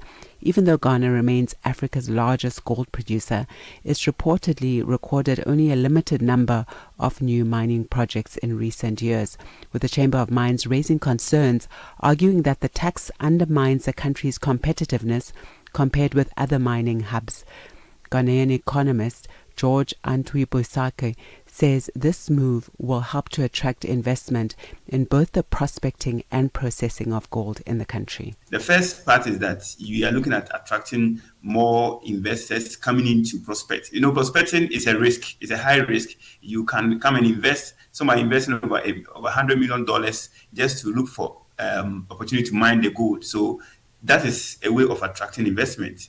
The other side is also that now government want to refine the gold. You want to add value to the gold. We have started with our jewelry, and we are looking at also ensuring that we don't just export the raw gold, but adding value to it. And that can achieve when we are actually getting more people to come in to mine the gold. Uganda's state-run sector regulator says about 3/4 of a $5 billion pipeline crucial for exporting crude oil from Ugandan fields through neighboring Tanzania has been built. After nearly 2 decades of delay, Uganda has now set the second half of next year as a target for starting production from oil fields in its Albertine Rift Basin in the west of the country. The 1.443 kilometer East African crude oil pipeline must be finished before production at the $15 billion oil project owned by France's Total Energies and China's CNOOC kicks off. EACOP will connect the Ugandan oil fields to Tanzania's Indian Ocean Tanga port and has been described as the world's longest electrically heated crude pipeline.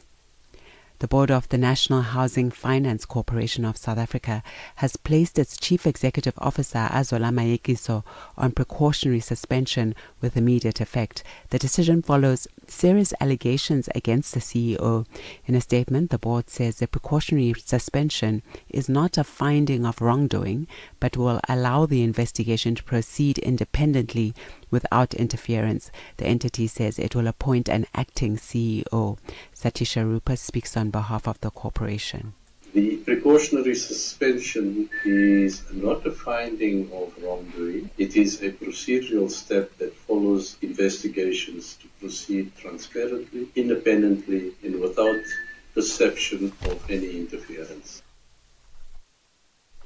The microchip giant Nvidia has seen its shares rise strongly after posting record-high quarterly revenues of $57 billion. That's up 62% from the same quarter a year ago, the BBC's Michelle Fleury reports. Nvidia's latest results show the chipmaker is still powering ahead, with the company projecting sales of $65 billion in the next 3 months. But investors are increasingly asking whether all this enormous AI spending will actually deliver returns. And we're beginning to see a split in the tech world, with companies taking on heavy debt to fund their AI ambitions now facing tougher scrutiny. Nvidia, though, continues to stand out and will continue to do so as the key supplier of the hardware that is powering the current AI boom.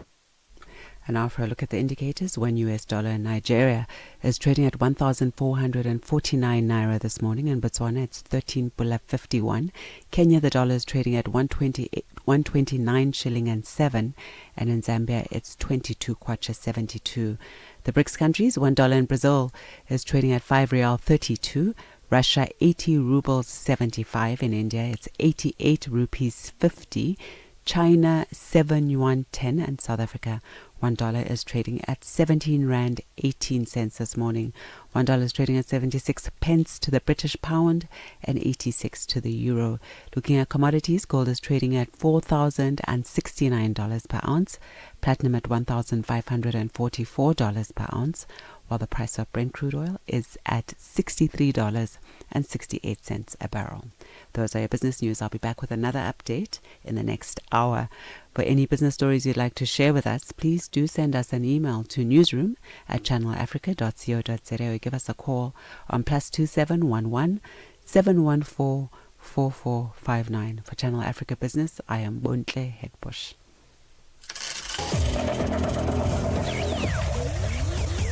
Business News on Channel Africa. The African Perspective. New day, new stories. Start your morning right with Rise and Shine on Channel Africa.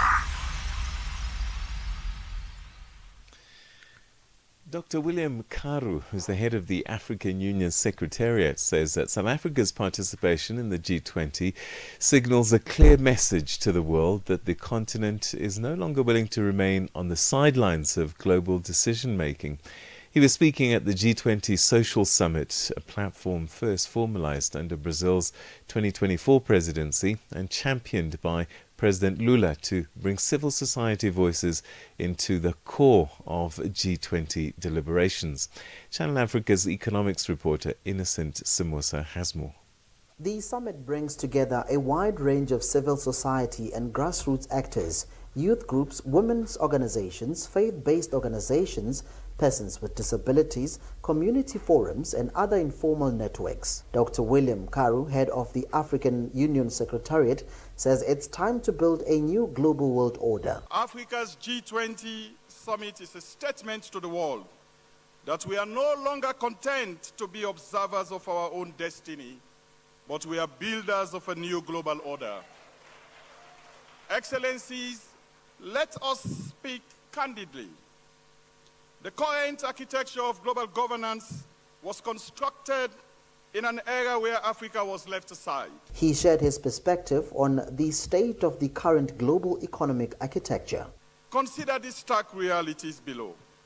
Africa holds 30% of the world's mineral reserves, possesses 60% of the world's arable land, and is home to the youngest population on earth, and yet we remain on the periphery of global economic decision-making. Our continent contributes less than 4% of global greenhouse emission, yet we bear catastrophic brunt of climate change. We possess the resources that power the digital revolution, yet we are positioned as consumer. The rising cost of debt remains a persistent challenge, one that appears likely to weigh on Africa for some time. I spoke to economist Yvonne Mango, who shared her insights on how the continent can navigate this pressure. Part of it, I think the conversation you're listening to is around the risk premium, and part of it is related to the quality of our institutions. You find that in countries that have strong institutions, such as Botswana, Mauritius, and South Africa, that risk premium is smaller. However, when you move across to countries such as Democratic of Congo, it is a little bigger. So the cost of debt in some instances reflects the governance in an economy as well as the quality of institutions. She does, however, believe that progress has been made. I think so. I think the first thing is to be aware of the risk premium. And I think countries are increasingly investing in their institutions. Of course, we are several countries, we're over 40 countries in sub-Saharan Africa, while others move forward, others will move backwards, which will have impact their risk premium.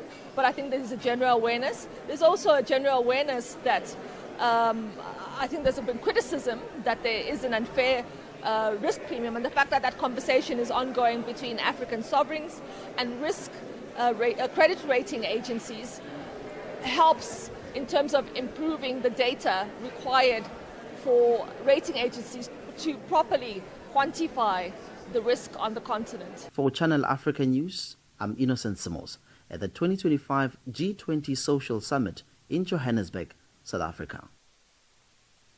More than 1 in 5 children in low and middle income countries, or 417 million, are severely deprived in at least 2 vital areas critical for their health, development and well-being. This is according to UNICEF's flagship report issued on World Children's Day, which is today. The State of the World's Children 2025, Ending Child Poverty, Our Shared Imperative, and this is what it's titled. It draws on data from over 130 low and middle income countries to assess the breadth of multi-dimensional poverty by measuring deprivations across 6 categories.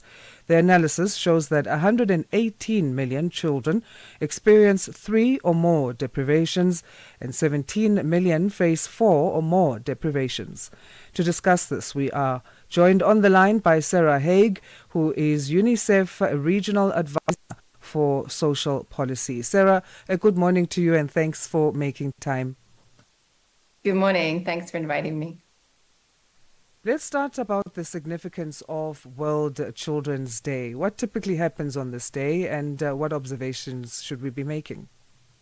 So World Children's Day is a moment that marks the time that the UN adopted the Convention on the Rights of the Child. This is the world's most widely ratified treaty on rights today.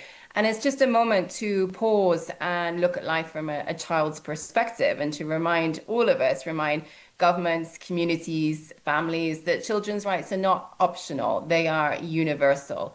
So particularly for countries across Africa as well, it's an opportunity for us to reflect, are governments allocating budgets in the best way possible, the most effective way possible to protect children, to nourish them and to educate them so that they can realize their potential in the years to come. So that's why today we're launching this global report on child poverty to look at some of the key trends and the key threats and also the solutions to the issue.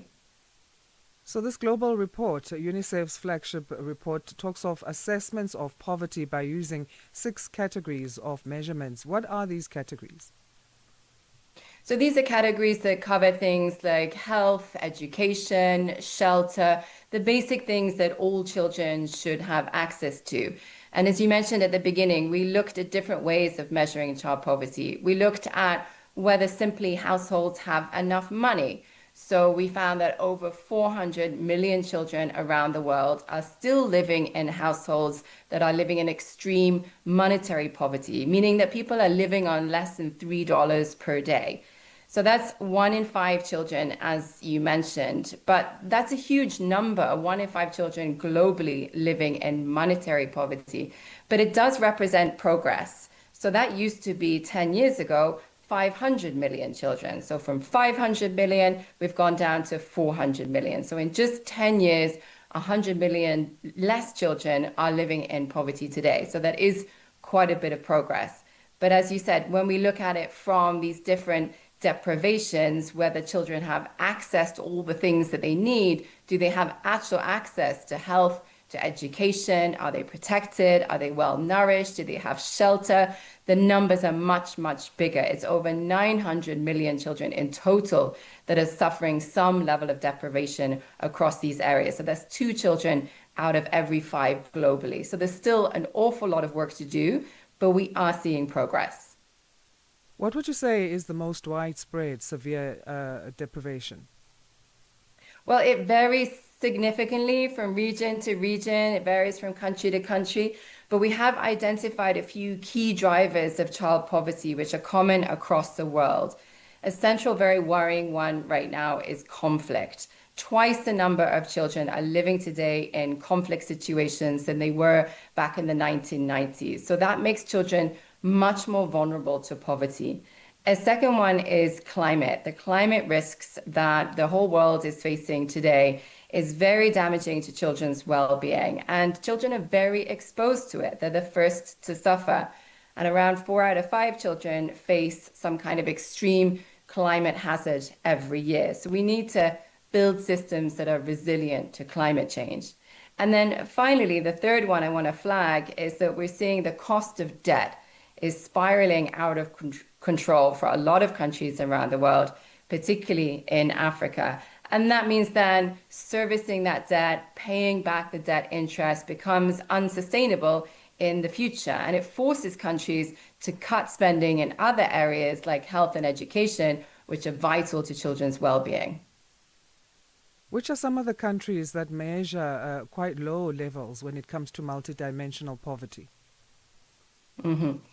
Well, I can say 2 things here. One is that when we look across the globe as a whole, when we look across the continents, we're seeing faster progress in other parts of the world than we do in sub-Saharan Africa. So that means that child poverty has become increasingly concentrated in sub-Saharan Africa as a whole. So there's been faster progress in Latin America, faster progress in Europe, faster progress in Asia. So it means now that out of every 10 children living in extreme poverty in the world, 7 of them are African. So it's a heavy concentration of child poverty in the region. However, having said that, Africa is also the region where we see some of the most impressive progress. So you asked about the high levels of poverty, but I want to tell you about the success stories. There are lots of countries like Benin, Cote d'Ivoire, Senegal, Rwanda, Namibia. They've managed to dramatically cut the proportion of children living in poverty in just the last 10 years. So it means if these countries can make progress, they are on the right track. We need to learn from them and replicate what they are doing in other countries across the world. Absolutely.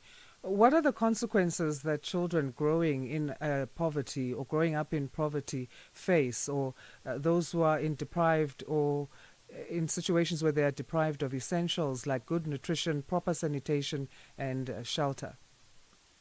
Yeah, and I think we can all imagine, but certainly a lot of the consequences are immediate. We see that a child's rights are violated. As you said, they're not receiving a proper diet, but then it has knock-on impacts. If they are undernourished, then they can't concentrate in school and do well. Then it means there's a higher chance that they might drop out. Girls often end up marrying at a very young age, or child labor also can increase as well.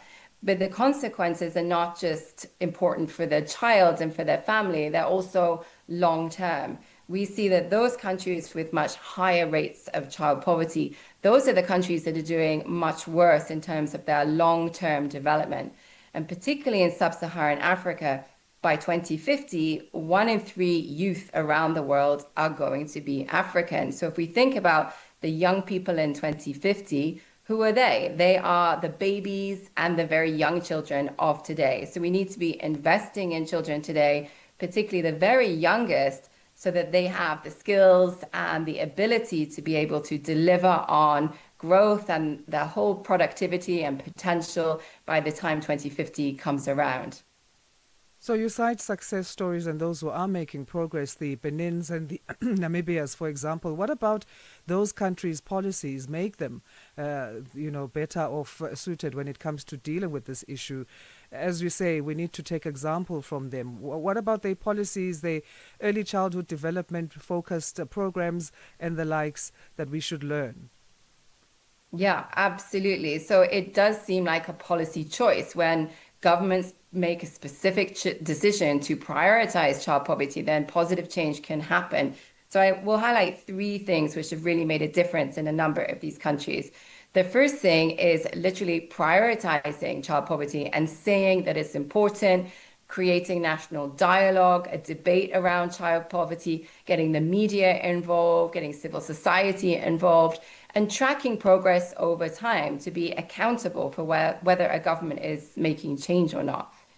The second thing then is spending national budgets in the right way that has the right impact and the most efficient impact on child well-being. We know that money is finite, we know that resources are limited, but if funding can go into the key social sectors and fund those programs in the most efficient way possible. So there are some key programs and policies which are either significantly underfunded or are completely absent. And those are some of the ones that you mentioned. Investing in the early years is very, very limited across sub-Saharan Africa. We did some research last year that found that governments across Africa are spending 9 times as much money on their teenagers than they do on the very young children under the age of 5. So programs such as child grants for families, particularly when they have very young children, programs such as childcare or early childhood education, like the preschool programs, these receive very, very little support and little funding. So there are particular areas that can be gradually reprioritized over time as governments and as budgets grow. Sarah, thanks again. We'll leave it there for today. Thank you very much. That's Sarah Haig, UNICEF's Regional Advisor for Social Policy in East and Southern Africa, and talking to us about today being World Children's Day, and a report by UNICEF on poverty, multi-dimensional poverty that children face.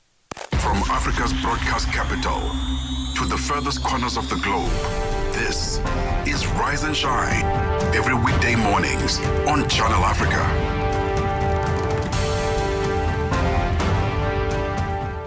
It's 8 o'clock, and that brings us to the third and final hour of the show. This is Rise and Shine.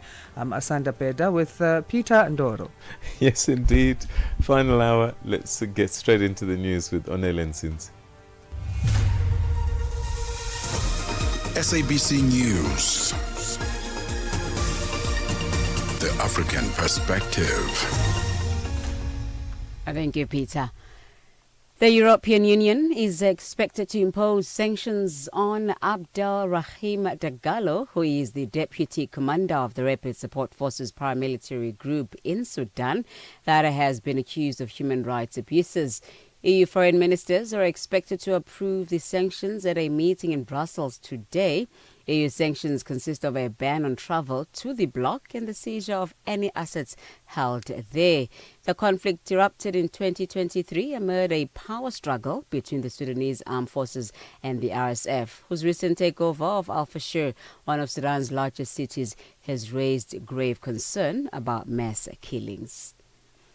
South Africa's Minister of Transport, Barbara Creecy, says contingency plans at all major airports have been stress-tested to ensure that there aren't any disruptions ahead of the G20 Leaders Summit in Johannesburg this weekend. The minister was speaking at the OR Tambo International Airport east of Johannesburg. She provided a status report on the country's airport infrastructure upgrades, as well as a state of readiness for the upcoming G20 Summit. Creecy says she is confident that international delegates will not experience any problems while travelling to and from South Africa. Our contingency systems respond exactly as designed, maintaining safety and operational continuity throughout. And I want to assure you that these events have further strengthened the airport's state of readiness. Systems have been reviewed, assessed and reinforced for operational resilience.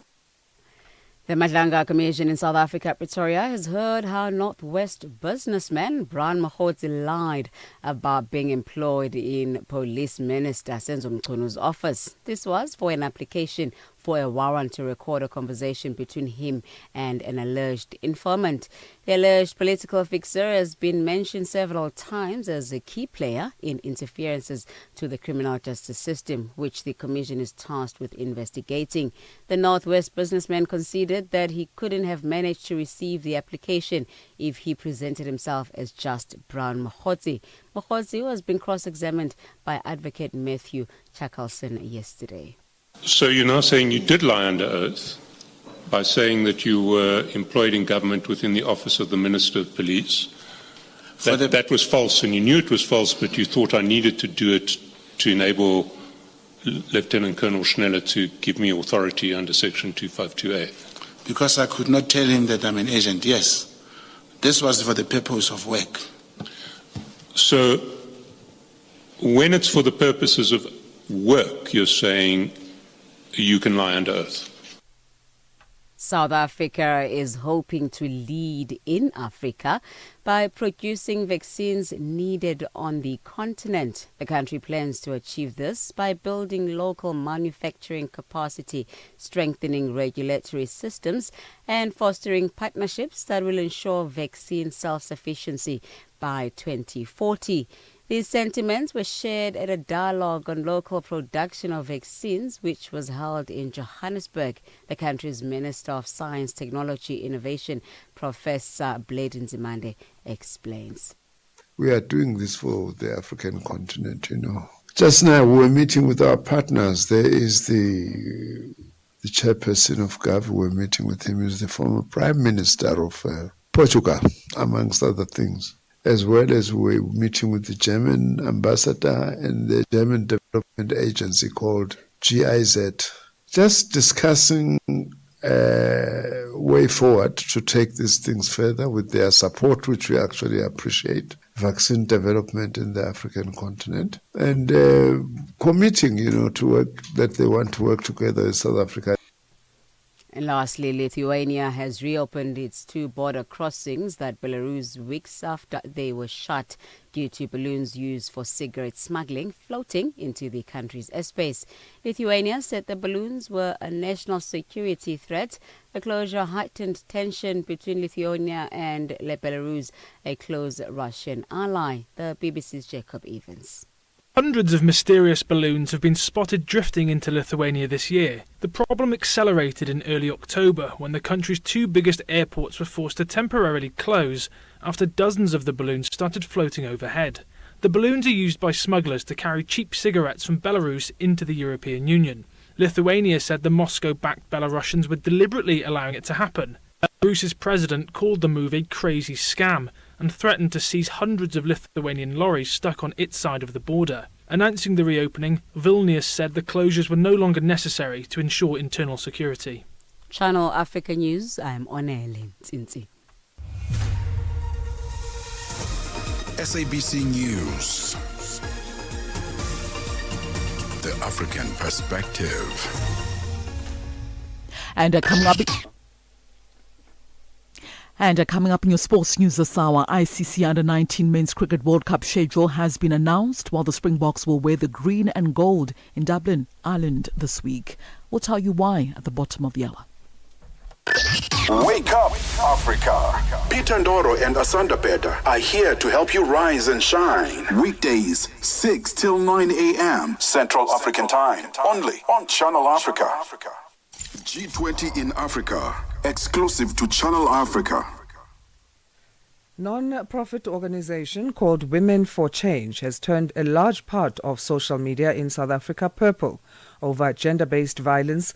This just days before the G20 summit. The organization has called for women in the country to withdraw from the economy this Friday, the 21st of November, by staying away from work and not spending money, and to wear black, as well as participate in lie-ins across the country.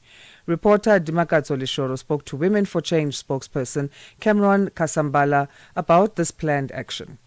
Can you just tell us briefly about what the plan is on Friday? Where are you meeting? There seems to be a bit of confusion about what's going to be happening. Oh, okay. So we are doing it on the 21st of November, this Friday, and it is a peaceful shutdown and lie down. So we're not taking to the streets, we're not marching, we're not doing anything like that. What we're encouraging is that women and members of the LGBTQ+ community, they refrain from going to work, so paid or unpaid labor. And then we are also encouraging everyone to not engage with the economy, whether that's paying money, withdrawing money, anything like that. And then we're asking everyone to wear all black, just for in honor of mourning. We're asking them to change their profile pictures to purple because we want to bring visibility online through social media to what's happening with this movement. And then the biggest moment I think of all is at 12 o'clock on the 21st. We will be doing 15 minutes of silence for the 50 women that are killed every single day. And we'll be doing like a physical lie down where women and members of the queer community will lie their bodies down. This is, I think, where the confusion is. This is something that we're doing in public spaces, and we have posted on our social media locations where people can join for the lie down, and people can do it in their own spaces. But the thing about this lie down is it's supposed to be for anyone to do from anywhere. If people can't get off work, if people can't leave university, they're able to do this lie down anywhere. So that's what the locations are about. So we're not marching, we're not taking to the streets, we are lying down in silence in those areas, in our own personal areas. So in terms of the practicality of it, how do you see this working out? We've posted locations on our platforms for people who want to join at our given location where we have coordinators who will be present. But people also are able to join in their own private spaces in which we've encouraged them to be safe. We've given them guidelines on how to do it both practically and in terms of the safety. So they're in public, visible spaces, but they're also in spaces that are safe, will be protected, and they're gathering numbers. In terms of practicality, that's pretty much it. It's not too complex because we're all essentially meeting in one location or in multiple locations to lie down in silence. Is this to bring this issue of GBV to the G20 leaders who are meeting in South Africa? What is the purpose of it? This is for our South African government more than the G20 leaders. The G20 is a moment where we're able to utilize the international attention that we're getting to be able to call out our government and challenge them to address this issue and crisis of gender-based violence and femicide and push for them to declare it a national disaster. Yeah. And how has this been received? And do you think that government is responsive to any of these efforts? Because obviously this has been an ongoing issue for so many years and seems to be getting worse. No, it definitely has been getting worse. And I think what's happening for us that we're seeing is that there is no response. I mean, our petition has had over 1 million signatures. We've gotten global and international attention. We're getting interest all over the world because people are invested in what is happening. And engaging in what we're doing. So it's become like quite a big movement. And then in terms of the government's response, we have gotten a response because we are now seeing quite a quick reaction. Initially, they've been quiet for several months, but now they're calling us in to have meetings to discuss this issue. We had a meeting with them recently on Thursday to discuss what's happening. So we are getting quite a reaction from the government because I think of also the international pressure as well as local pressure that is now on them. And with the G20 specifically, there's a lot of pressure for them to be seen a certain way and to be seen doing something successfully. And currently, that is not what's being seen at this time by international audiences. What is it that you'd like to see? I mean, is it legislation change? Is it perception? What is it exactly that you're looking to have change here? We want the South African government to declare GBVF a national disaster. The policies and the legislation that are present are comprehensive, they are well thought out, they are detailed, and they are very, they would be perfect and very beneficial, except our implementation continues to lack. There's no transparency on reports or audits of exactly what has been going on with the funding. We have things like the National Strategic Plan, Domestic Violence Act, Protection from Harassment Act, and yet none of these acts are being implemented effectively. Our statistics tell us that currently whatever the government says they're doing is not true. We've had a 33.8% increase in femicide rates, which is 6 times the global average. We have 117 cases reported every single day, and that is only 5% of the cases. There is something severely lacking. So what we are calling for is it to be declared national disaster, because when that happens, the government forces themselves to be held to a higher accountability. They admit that this is a crisis that needs urgency, and they're able to bypass certain systems that allow them to respond quicker, so they're able to push legislation out faster, release more efficient funding, improve service delivery. And for us, things like the National Sex Registry Offenders List being published will be something that's important. We're asking them to fully fund the NSP while giving us audits and reports. It's things like that where we see that just calling it a national disaster allows such a reaction to occur. Yeah. So you said the information about the meeting or where people can come is available. Is it on Twitter? Where would people find that information? So they'll find it on our Instagram, our TikTok, our Facebook, and our website as well. And we also have a WhatsApp channel that people can join where they will see the locations. And we have also posted guidelines should they wish to do it on their own as well in their own locations. Wake up, Africa. Peter Ndoro and Asanda Beda are here to help you rise and shine. Weekdays, 6 till 9 a.m. Central African Time. Only on Channel Africa. So, as we've just heard in that powerful purple protest package, women across South Africa are preparing to withdraw not just their labour and their spending, but their presence from the economy this Friday in a national shutdown against gender-based violence. As Women for Change call for a day of silence, absence and solidarity, one organisation is calling for something very different from the country's men. Not silence, but action. Men, they say, must not shut down. They must step up. Well, joining us now is best-selling author, men's development expert and founder of Father a Nation, Craig Wilkinson, who argues that good men are dangerous, but good men are key to ending the gender-based violence. Craig, thanks very much indeed for joining us and welcome to the program. Peter, thank you so much. Great to be with you. So, Craig, in the context of this national shutdown by Women for Change, you've said that whilst women are shutting down the country, men should shut down violence. What do you mean by that exactly? Well, Peter, I think what we as men need to do is to start with ourselves. We need to become the best men we can possibly be. Be a great father, be a great husband, a great partner, a great citizen. And that means examining ourselves and saying, well, is there anything in me that is potentially harmful or destructive either to myself or my loved ones? And let me work on myself. I've just published this book, which has come out this month, called Force for Good. And it talks about how men have two sacred responsibilities. The first one is to grow their strength, because the more strength we have, and strength really is defined as your ability to impact the lives of others. The more strength we have, the more able we are to make a difference positively. The second sacred responsibility is then to use that strength only for good. Starts by being a great husband, father, mentor, role model. It then moves to being a great spokesperson and to influencing your circle of friends and influences. And men need to be active. The vast majority of sexual and violent crime against women is perpetrated by men. And so the solution lies with men. We need to stand up and stop doing that. And I think the whole focus around gender-based violence needs to go way beyond creating awareness. We need to look at what are the root causes of this. No man is it's not in the nature of masculinity or manhood to be toxic and abusive. And we need to say, well, why are men doing that? There are reasons, and we need to look at those reasons, and we need to fix and heal those reasons. All right. I mean, some men or some people generally actually would argue that tackling GBV requires more laws, harsher punishment, and stronger government interventions. You're looking at transformation really as the best way to go. Men's identity and purpose. Why is that central in your view? Well, there's a beautiful saying that says, to the extent that a country or a society has values, law is not necessary because people behave well and one doesn't need to implement draconian messages. And the other side of that is, to the extent that we don't have values, law is unenforceable. Now, law and government intervention is absolutely essential. I'm 100% behind what these women are doing, because we need government to stand up and wake up, and we need proper law enforcement, and we need proper accountability. Absolutely. But what I'm saying is that's not enough.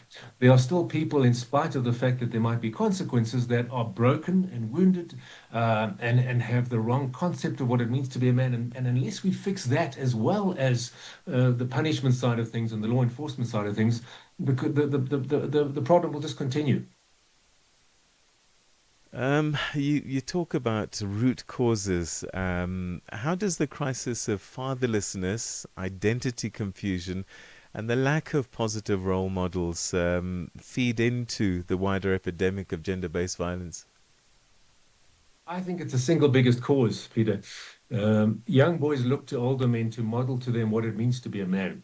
Young boys look to older men, preferably their father, but it can be, any older man who's a father figure who's intimately engaged, to validate them and to discipline them and to teach them and model to them what it means to be a man. In the absence of that, boys grow up unvalidated, wounded in their masculinity, confused about what it means to be a man. They take their cues from the gangster on the street corner, the uncle that's perhaps beating his wife. And so without those strong, disciplined role models, boys grow up wounded, damaged, and with a false concept of masculinity. And that's, to me, the single biggest cause of the crisis that we have in our nation today. So the G20 summit begins in Johannesburg, right here on African soil for the very first time. What message would you want global leaders to take on board about men, masculinity, and the fight against gender-based violence? Well, that true masculinity is a beautiful gift to humanity. We need to validate masculinity. Men are absolutely necessary and a tremendous gift, but it can go horribly wrong. And we need to look at where it goes wrong and why it goes wrong. And we need to really focus on restoring the male figure in the household, the male figure in communities, but with a strong message about what that is. I say to men, we need to be both the warrior and the lover. And that's what men are. Strong, resolute, take full responsibility, take it on the chin, do what needs to be done, no matter how painful it is. That's the warrior. And the lover is caring, loving, empathetic, emotionally literate, able to be appropriately vulnerable. And we need to get much stronger messaging about masculinity, not demonize it, not call men trash. We need to value masculinity and teach what it really, truly is, and then honor and reward that. Perhaps finally and briefly, I'm always amazed that if you speak to any woman, she'll tell you of a story of either her or someone she knows who's been subject to gender-based violence. And it seems men don't know men that do it. I don't understand how that can be. And I guess I'm asking, what do men need to do to other men to stop this? It's a great question. Peter, the brotherhood is crucial in this. And the brotherhood of men needs to hold each other accountable.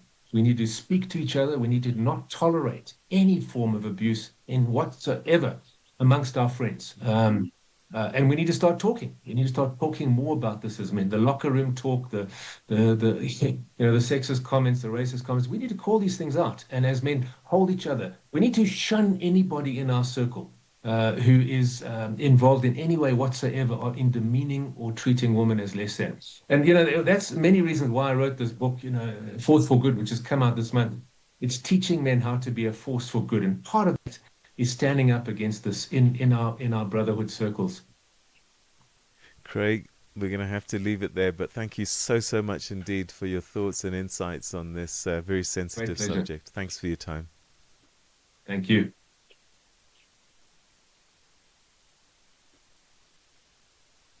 That was Craig Wilkinson, best-selling author, mass development expert, and founder of Father a Nation, with some really powerful thoughts and insights. And I just hope we learn. This weekend, South Africa will host the G20 summit at the Nasrec Expo Center near Soweto. And Channel Africa will be right there to bring you live updates, interviews, and real-time insights from the main venue. And so, our regular lineup will be adjusted just a little bit for this weekend to accommodate the G20. On Saturday, the 22nd of November, the Oasis will broadcast for 2 hours. Out and About takes a break for a full look at the G20. After Africa at Play, our news and current affairs team will bring you special live broadcasts in 5 different languages directly from Nasrec. And normal programming will resume at 8 p.m. Central African Time.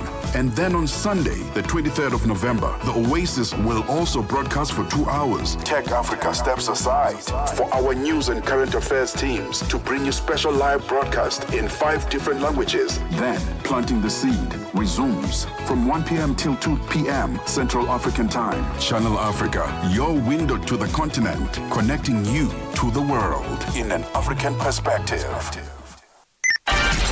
New day, new stories. Start your morning right with Rise and Shine on Channel Africa. So joining us now is Nunu Njingila, who is board chair of Women for Women International. The organization's vision is to build a world where all women can shape their own lives and realize their full potential. Ahead of the G20 Social Summit in Johannesburg, South Africa, Women for Women International is presenting insights gathered from nearly 3,000 women living through active conflict in Sudan, Mali, South Sudan, Nigeria, and the Democratic Republic of the Congo, women whose voices are too often absent from policy discussions. Nunu, thank you for joining us. How are you this morning? I'm very, very good. Thank you so much for having us. Our pleasure. Talk to us about Women for Women International. The organization's vision is to build a world where all women can shape their own lives and reach their full potential. How do you propose that this vision be achieved? Our main goal is to continue to make sure that women are able to participate in the economy of the countries and the regions that they find themselves in. But most often we find that some of these regions are in conflict, or some of them are just post-conflict, and women have not had the ability to do that. So we operate in a lot of these countries either post-conflict or some of them that are in current conflict. And what we try to do is to enable women to be able to participate in their economy. So through our programs, what we call Stronger Women and Strong Nations, Strong Women, Strong Nations, what we are able to do is literally give these women the opportunity to do that. We know that they're empowered already, but our role is really to give them the opportunity to participate in the economy. So it's through skills, it's through some of the programs that we run. So women come in and join us for a whole year and be able to gain the necessary skills to be able to run their own business, participate in their economy, and even participate in the mainstream economy. So really it is about making sure that we go into these regions that are mostly conflict-ridden and be able to let women participate in the mainstream economy. What can you highlight for us from those insights that you gathered as an organization from women living through active conflicts in countries like Sudan, Mali, Nigeria, and others? What we've learned is that we've learned quite a lot. First and foremost, that when we have this conflict, that women are often excluded from what the post-conflict world would look like. And it is absolutely our belief that women need to be included in what any post-conflict world would look like. And we believe that if you do include women, peace is likely to sustain longer. If you do not include women, then the peace is normally fragile. Women are the backbone of some of these communities. So any peace that is being derived, or any peace that's going to come out of that conflict, needs to have women at the center. So that is the first and foremost. And then we've also learned that women in conflict in some of these posts face so much violence, economic exclusion. They face trauma. They also face really limited access to formal systems. And that's where our programs come in, to be able to do that. So we've learned all of that, and we learned that peace and stability is absolutely important to economic growth. So that's why even here at the G20, together with the African Union and some of the organizations that are around here, we've said, yes, women are at the center of this, but can we make sure that we do not exclude some of the women that are in post-conflict zones? As you talk to us about your Strong Women, Strong Nations program and how women need to be at the center of driving the economy, what impact could it be that is unlocked when women sustaining informal and survival economies get given equal access to capital and markets? First and foremost, our research shows that 1 in 2 social enterprises that are run by women are part and parcel of this social economy. So 1 in 2 of those enterprises already are run by women. So it is absolutely important that we continue to fund that. And another message that we've brought here to this conference is the ability to back those social enterprises, because most of them are run by women. The social economy, we believe that it's not a marginal economy. It certainly supports millions and millions of jobs, and it fills the critical gaps in services, especially in some of these what we call fragile states. So absolutely, women-led enterprises, we need to invest in them. We believe that 90% of them reinvest some of their earnings into their families, into their communities, and lead to a much more thriving social economy around them. So we absolutely believe that financing is at the center of how we need to develop these economies and how we need to help these women develop their own economies. In our previous chat, we heard from best-selling author, men's development expert and founder of Father and Nation, who goes by the name of Craig Wilkinson. I don't know if you caught that conversation. He holds the view that dangerous but good men are the key to ending gender-based violence. As you see it, how important are the active voices of men when it comes to the stand against gender-based violence? So important. So what he was talking about, we found the exact same thing. So what we used to do before is run these amazing programs with women and leave the men behind. Now we actually do have a program to bring women to bring men into the conversation around how we need to improve women's lives. And through what we call our men's engagement program, we found that it does not make sense for us to continue to talk to women and they go back into their societies, into their homes and into their communities, and men do not understand where they are. So we absolutely believe that men's voices are critical, not only because of gender-based violence, just because so that they can understand the power of women working with men to be able to drive the economic prosperity of that community. So we absolutely believe that men's voices are critical. Men's engagement in women's issues is absolutely critical. So I couldn't agree with the previous speaker more, and it's something that we've tested in some of the countries that we work in. I attended a men's engagement program in Rwanda. It's just amazing to see the before and after once men get engaged in some of the women's programs. Nunu, thank you so much again for your time and for the work you do there at Women for Women International. Thank you so much. Thanks for having us. Nunu Jingila is Women for Women International's board chair, lending their voice in the stand against gender-based violence. They have a program there called Strong Women, Strong Nations, where they believe that women should be at the center of economic activity. And of course, there are other visions that the organization holds, as you heard. 8:31 Central African Time. Let's get our news headlines. Here's Onele Nzinzi. SABC News. Headlines. The African Perspective. Thank you, Asanda.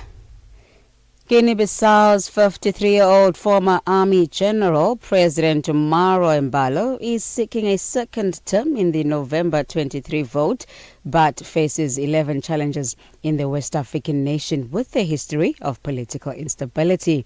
South Africa is hoping to lead in Africa by producing vaccines needed on the continent. The country plans to achieve this by building local manufacturing capacity, self-strengthening regulatory systems, and fostering partnerships that will ensure vaccine self-sufficiency by 2040. And Colombia's Defense Minister Pedro Sanchez says the military will continue to bomb rebel positions despite at least a dozen children recently killed in these attacks. Channel Africa News, I am Onele Nzinzi. SABC News. Headlines. The African Perspective. Right. The world of sport. Very exciting. We're still talking about the World Cup because it's happening next year in America, and a lot of teams, new teams, are going to be there. Some for the first time, some after decades. So it's going to be quite exciting. Let's find out, though, what's in the news this hour, in the sports news, with Musibudi Makura. Sports on Channel Africa. The African Perspective. Thank you so much, Peter. A very good morning from the sports desk. We'll start with what's happening on the local front. So former Orlando Pirates as well as Al Ahly coach Jose Ribeiro says he's open now to coaching a national team, but won't rush into making a decision as of yet. Now, the Spanish-born tactician is back in South Africa as a Condom Black Label ambassador while also considering his next move. Ribeiro says that he has clear non-negotiables for his future, but remains open to opportunities that might prompt him to adapt his plans. Like you, I'm agree with you. It can be a place where you have the opportunity to continue winning titles, but it's also about the way you do it. It's not having the straight participation in the way that the squad is going to look. Somehow you must share the philosophy with the club in terms of the brand of football that they want to play, the profile of the players as well. I really like to work with young players, with young prospects, with players who still are, fighting for their future. On to this now. South Africa Springboks will run out in their traditional green and gold jersey in Dublin on Saturday, with host Ireland donning an alternate white strip. Now, the decision may surprise fans who have seen the Boks in white for 2 of the 3 November test matches against France as well as Italy, despite no obvious colour clash. Now, that was done in alignment with the Six Nations adoption of World Rugby's colour-blind inclusive guidelines, which now aim to make matches much more easier to follow for the estimated 300 million colourblind viewers worldwide, including former World Rugby chairman Bill Beaumont. Now, but in Dublin, the roles reverse. As one of rugby's long-standing customs, the home side traditionally switches to the alternate kit, which when colours are deemed too similar. Now, the practice dates back over a century to touring sides who travelled with limited kit options, making it easier for the host union to change strips. On to some cricket news now. Council, the ICC unveiled the match schedule for the ICC Under-19 Men's Cricket World Cup next year, which will be co-hosted by Zimbabwe as well as Namibia from the 15th of January right until the 6th of February 2026. Now, 16 teams will compete across 41 matches, culminating in the final at the Harare Sports Club on the 6th of February. Now, the opening day will see India take on the USA, Zimbabwe facing off with Scotland, and Tanzania mark their historic tournament debut against the West Indies. The competition will be played across 5 venues: the Harare Sports Club, the Takashinga Sports Club, as well as the Queen's Sports Club in Zimbabwe, and Namibia's Cricket Ground, as well as the HAP Oval in Namibia. The tournament format will feature 4 groups of 4, followed by the Super 6 stage leading into the semi-finals, and then a title clash that will be hosted in Harare on the 6th of February. While Italy overpowered Austria in the Davis Cup finals to move a step closer to becoming the first nation to win 3 consecutive titles for 53 years. Now straight sets singles wins for Matteo Berrettini as well as Flavio Cobolli earned the victory for the Italian team, which dominated despite missing the nation's top 2 players, Yannick Sinner as well as Lorenzo Mossetti. Italy move on to the semi-final meeting with Belgium on Friday after their upcoming opponents beat France on the opening day of the finals in Bologna. They will begin that match on a 12-tie winning streak at the Davis Cup finals, stretching back to the group stages of the 2023 tournament. In the other half of the draw, Spain will face off with the Czech Republic before Argentina play Germany later on today. And finally, in basketball news, LeBron James became the first player to take part in 23 consecutive NBA seasons when he stepped on the court for the Los Angeles Lakers on Tuesday. Now, the 40-year-old who missed his side's opening 14 games of the season because of an injury contributed 11 points, 12 assists, as well as 3 rebounds in 30 minutes of 140 to 126 home win over the Utah Jazz. Now, James, the NBA's record scorer, overtook Vince Carter's mark of having played in 22 successive NBA seasons, while his 2 3-pointers also moved him above Reggie Miller into 6th place in the NBA's all-time list of the most 3-pointers made in a single match. And that's a wrap from the Sports Desk at this hour. For any sports stories you'd like to share with us, our email address is newsroom@channelafrica.co.za. Give us a call as well on +27 11714 4459. More sporting updates with the On The Move team in the next hour. It is 8:38 a.m. Central African Time. For Channel Africa Sport, I am Musibudi Makura. Sports on Channel Africa. The African Perspective. Você é fluente em português? É apaixonado por rádio e quer trabalhar na África do Sul? Você tem documentos que o qualificam para trabalhar na África do Sul? Nesse caso, podemos ter uma oportunidade para você trabalhar no Canal África. Envie seu currículo e demonstração para Canal África @newsroom@channelafrica.co.za. Lembre-se, se você não receber alguma resposta nossa em 14 dias, isso significa que você não foi selecionado. Canal África, a perspectiva africana. And now it's time for our economics update, and we say good morning to Wontle Headbush.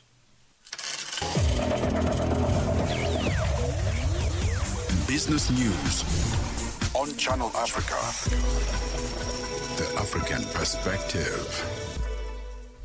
Thanks, Asanda. Good morning. Our top story this hour: South Africa's Reserve Bank's Monetary Policy Committee is expected to announce its final interest rate decision for the year this afternoon at 3 p.m. in Pretoria.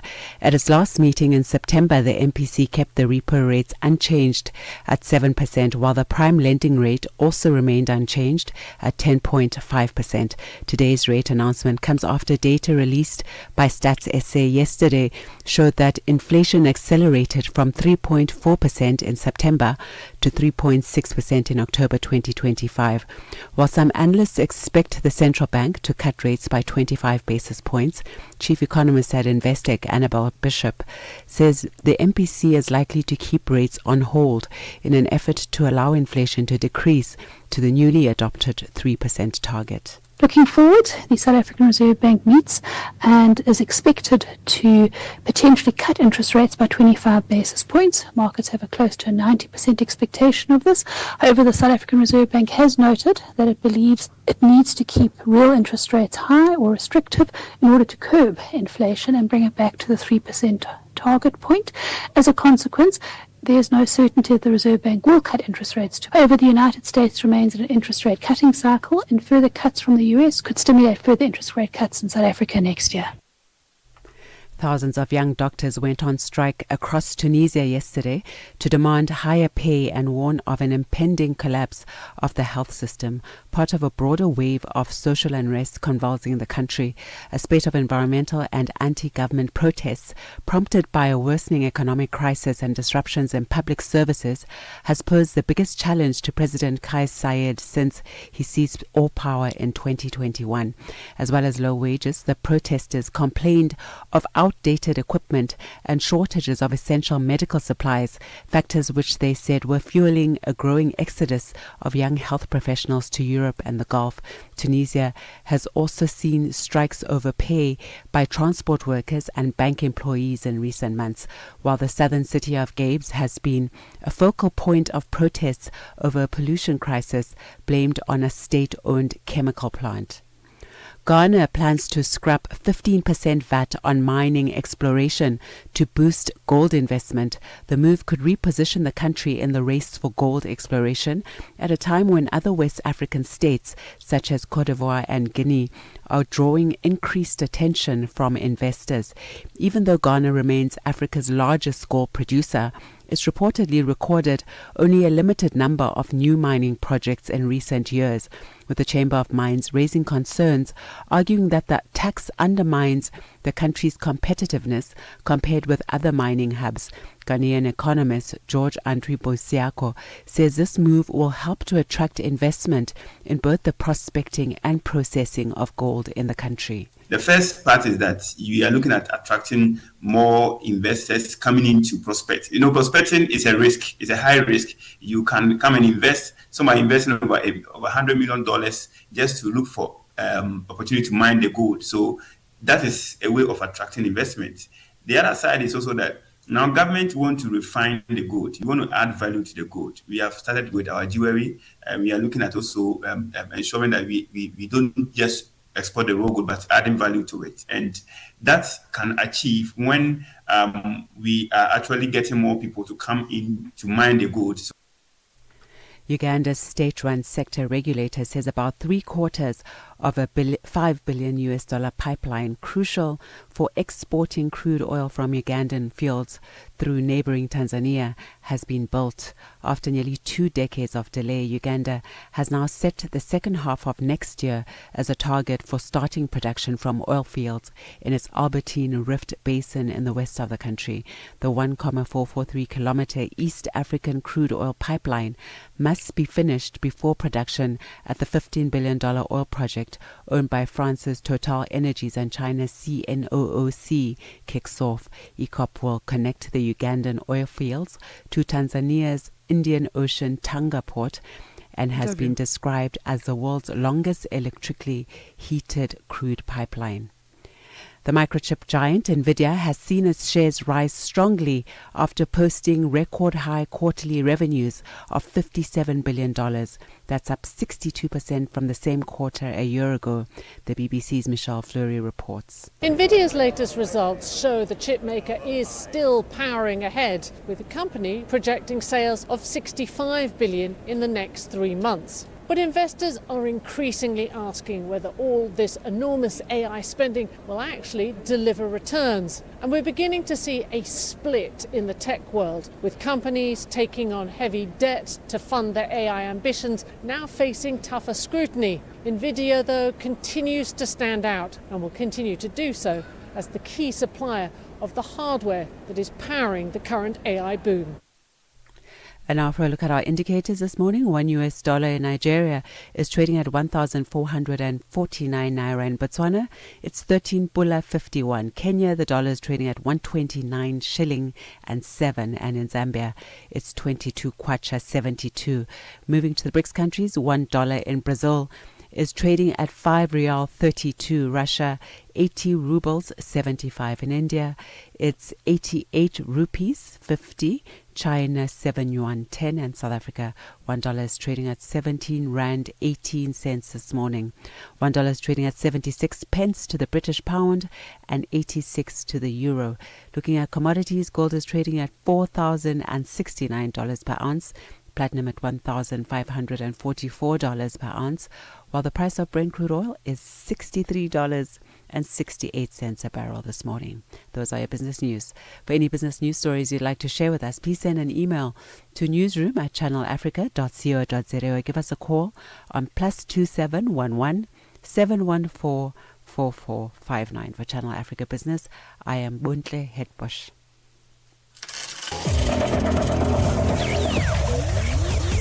Business news on Channel Africa. The African perspective. New day, new stories. Start your morning right with Rise and Shine on Channel Africa. South Africa's preparations for the upcoming G20 summit are intensifying, and the country's Border Management Authority says it is ready.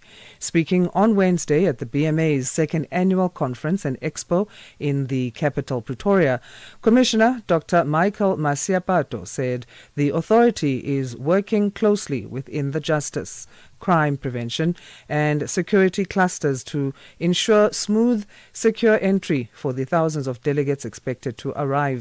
He noted that through the Nudge Joints mechanism, border-related planning is well underway, with systems strengthened to manage the anticipated surge in international visitors ahead of the global gathering. Channel Africa's reporter Michael Mbewe filed this report. The Border Management Authority's second annual conference and expo comes as South Africa applies the final touches to preparations for the highly anticipated G20 summit. With government structures intensifying coordination ahead of the event, the conference highlights the BMA's crucial role in ensuring smooth, secure entry for thousands of expected delegates. It offered a timely platform for Commissioner Dr. Michael Masiapato to outline readiness measures as the country positions itself to host a successful multilateral gathering. Firstly, let's indicate that the Border Management Authority, being one of the structures in the Justice, Crime Prevention and Security Cluster, we are an effective participant in the Nudge Joints mechanism. So in that particular mechanism, we actually deal with issues of border management in that broader preparations for the G20. So from a border management point of view, we have actually prepared to receive a lot of people that will be coming through into the country towards the G20. Masiapato says the BMA has pinpointed 4 key ports of entry that will handle most G20 arrivals. We have actually identified as part of the activity 4 critical areas of entry.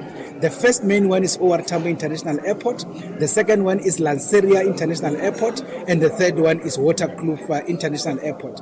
But within OR Tambo, we also have a private area there called Fireblade. So we are also going to be receiving people from there. So all in all, we talk about 4 key areas that have been identified for this particular purpose. Additional resources have also been deployed to deal with various disciplines. So as the BMA, we have actually deployed additional resources in this particular port.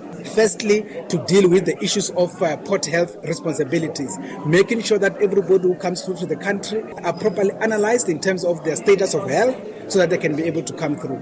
But secondly, on issues of immigration, make sure that everybody that comes through have the requisite documents to be able to enter the country. Masiapato also shed light on the type of travelers and their documentation, among them diplomats who have visa exemptions. He added that key stakeholders such as DHA and DECO are playing their key roles to ensure seamless flow for G20 summit travelers. One thing that we can indicate is that the majority of the travelers are actually coming from the government enterprises in these particular countries, and most of them are visa-free because they are actually using diplomatic passports. However, there are also business people that will be coming, a lot of journalists from all over the world that will be coming. So we have actually collaborated with the Department of Home Affairs to make sure that they do a seamless process in terms of the visas for those people that require visas. But similarly, we also spoke to our colleagues from the Department of International Relations and Cooperation to make sure that all those respective countries, especially those that will require yellow certificates, are actually ready. They come with being vaccinated so that they can actually produce the certificate when they arrive at the airport. With firm assurance, Masiapato said it's now all hands on deck. From where we are sitting, everybody is going according to plan. We are fairly ready to make sure that everybody is processed to come into the Republic without any hindrance. Meanwhile, Home Affairs Minister Leon Schreiber says the first phase of South Africa's new electronic travel authorization system is already showing strong potential, marking a major step towards faster and more secure immigration processing. we have successfully rolled out the first phase of the groundbreaking electronic travel authorization system. Even during this early soft launch phase that we're currently in, we have already seen incredible potential that this new digital-first approach has to take South Africa from a laggard to a world leader in efficient and secure immigration management. Schreiber said more than 10,000 electronic travel authorizations have already been approved, with the AI-driven system also blocking hundreds of fraudulent applications, a sign, he says, of its stronger security and verification capabilities.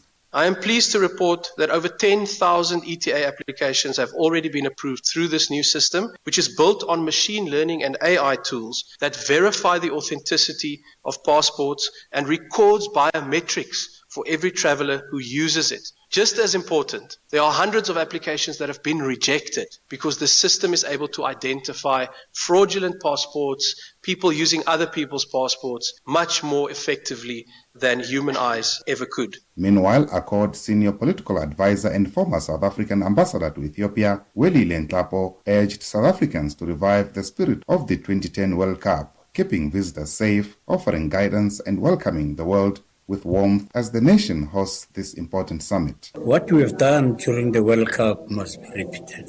Nobody must feel that by the time they leave, they were not safe and secured. No pickpocketing, guide people, give them direction where they ask for it, help them out, be friendly. Let's just be normal South Africans. Very welcoming, because we've invited the world to come here. Those who have chosen to be with us, to look at very important issues that also affect us. So it's a very important conference outside of what will be discussed by the leaders. What people are going to take away is our attitude and behavior as South Africans. Let's welcome them with open arms. Michael Mbewe, Channel Africa News, Johannesburg. South Africans have always welcomed visitors with open arms. Of course, That's a given. We're going to definitely do that. Yeah. With all the barricades, though, I don't know if we're going to get close to these people at all. Because we can be shut off. They've closed down. Anyway, that's a topic for another day. Right now, though, at the World Conference on Lung Health in Copenhagen. Oh, yes, I'm getting carried away because I should be talking to you, Palesa, to tell us what's coming up on the move. Good morning. Good morning, guys.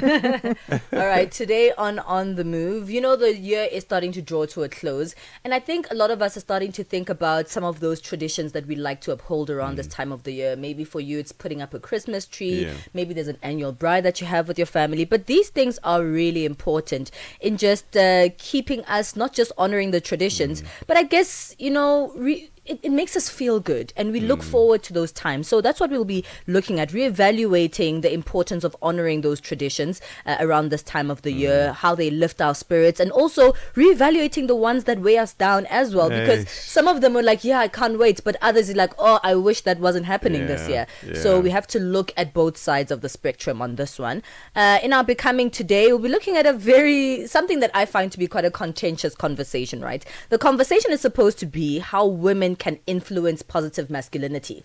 But personally, I feel like men should be influencing their own positive masculinity. So we're going to have this conversation. It's not a debate at all, but we are going to be bringing in two guests that are going to be looking at all angles of positive masculinity in this regard. And then we wrap up with our parenting and family corner in today's final hour. It's the end of the year, and when children stop going to school, parents start getting like worried about what they're going to do with these kids, because the food gets finished in 2 seconds. But also, we're still going to work. How do you keep them, you know, active? And, you know, they do extramurals at school. How do you keep their mindsets in the right place? Who takes care of them when we are still going to work and schools are closing? So we're going to be looking at that, you know, just making sure that children have the right way to occupy themselves during the school holidays, and how you can also make sure that they're using their time positively during this time.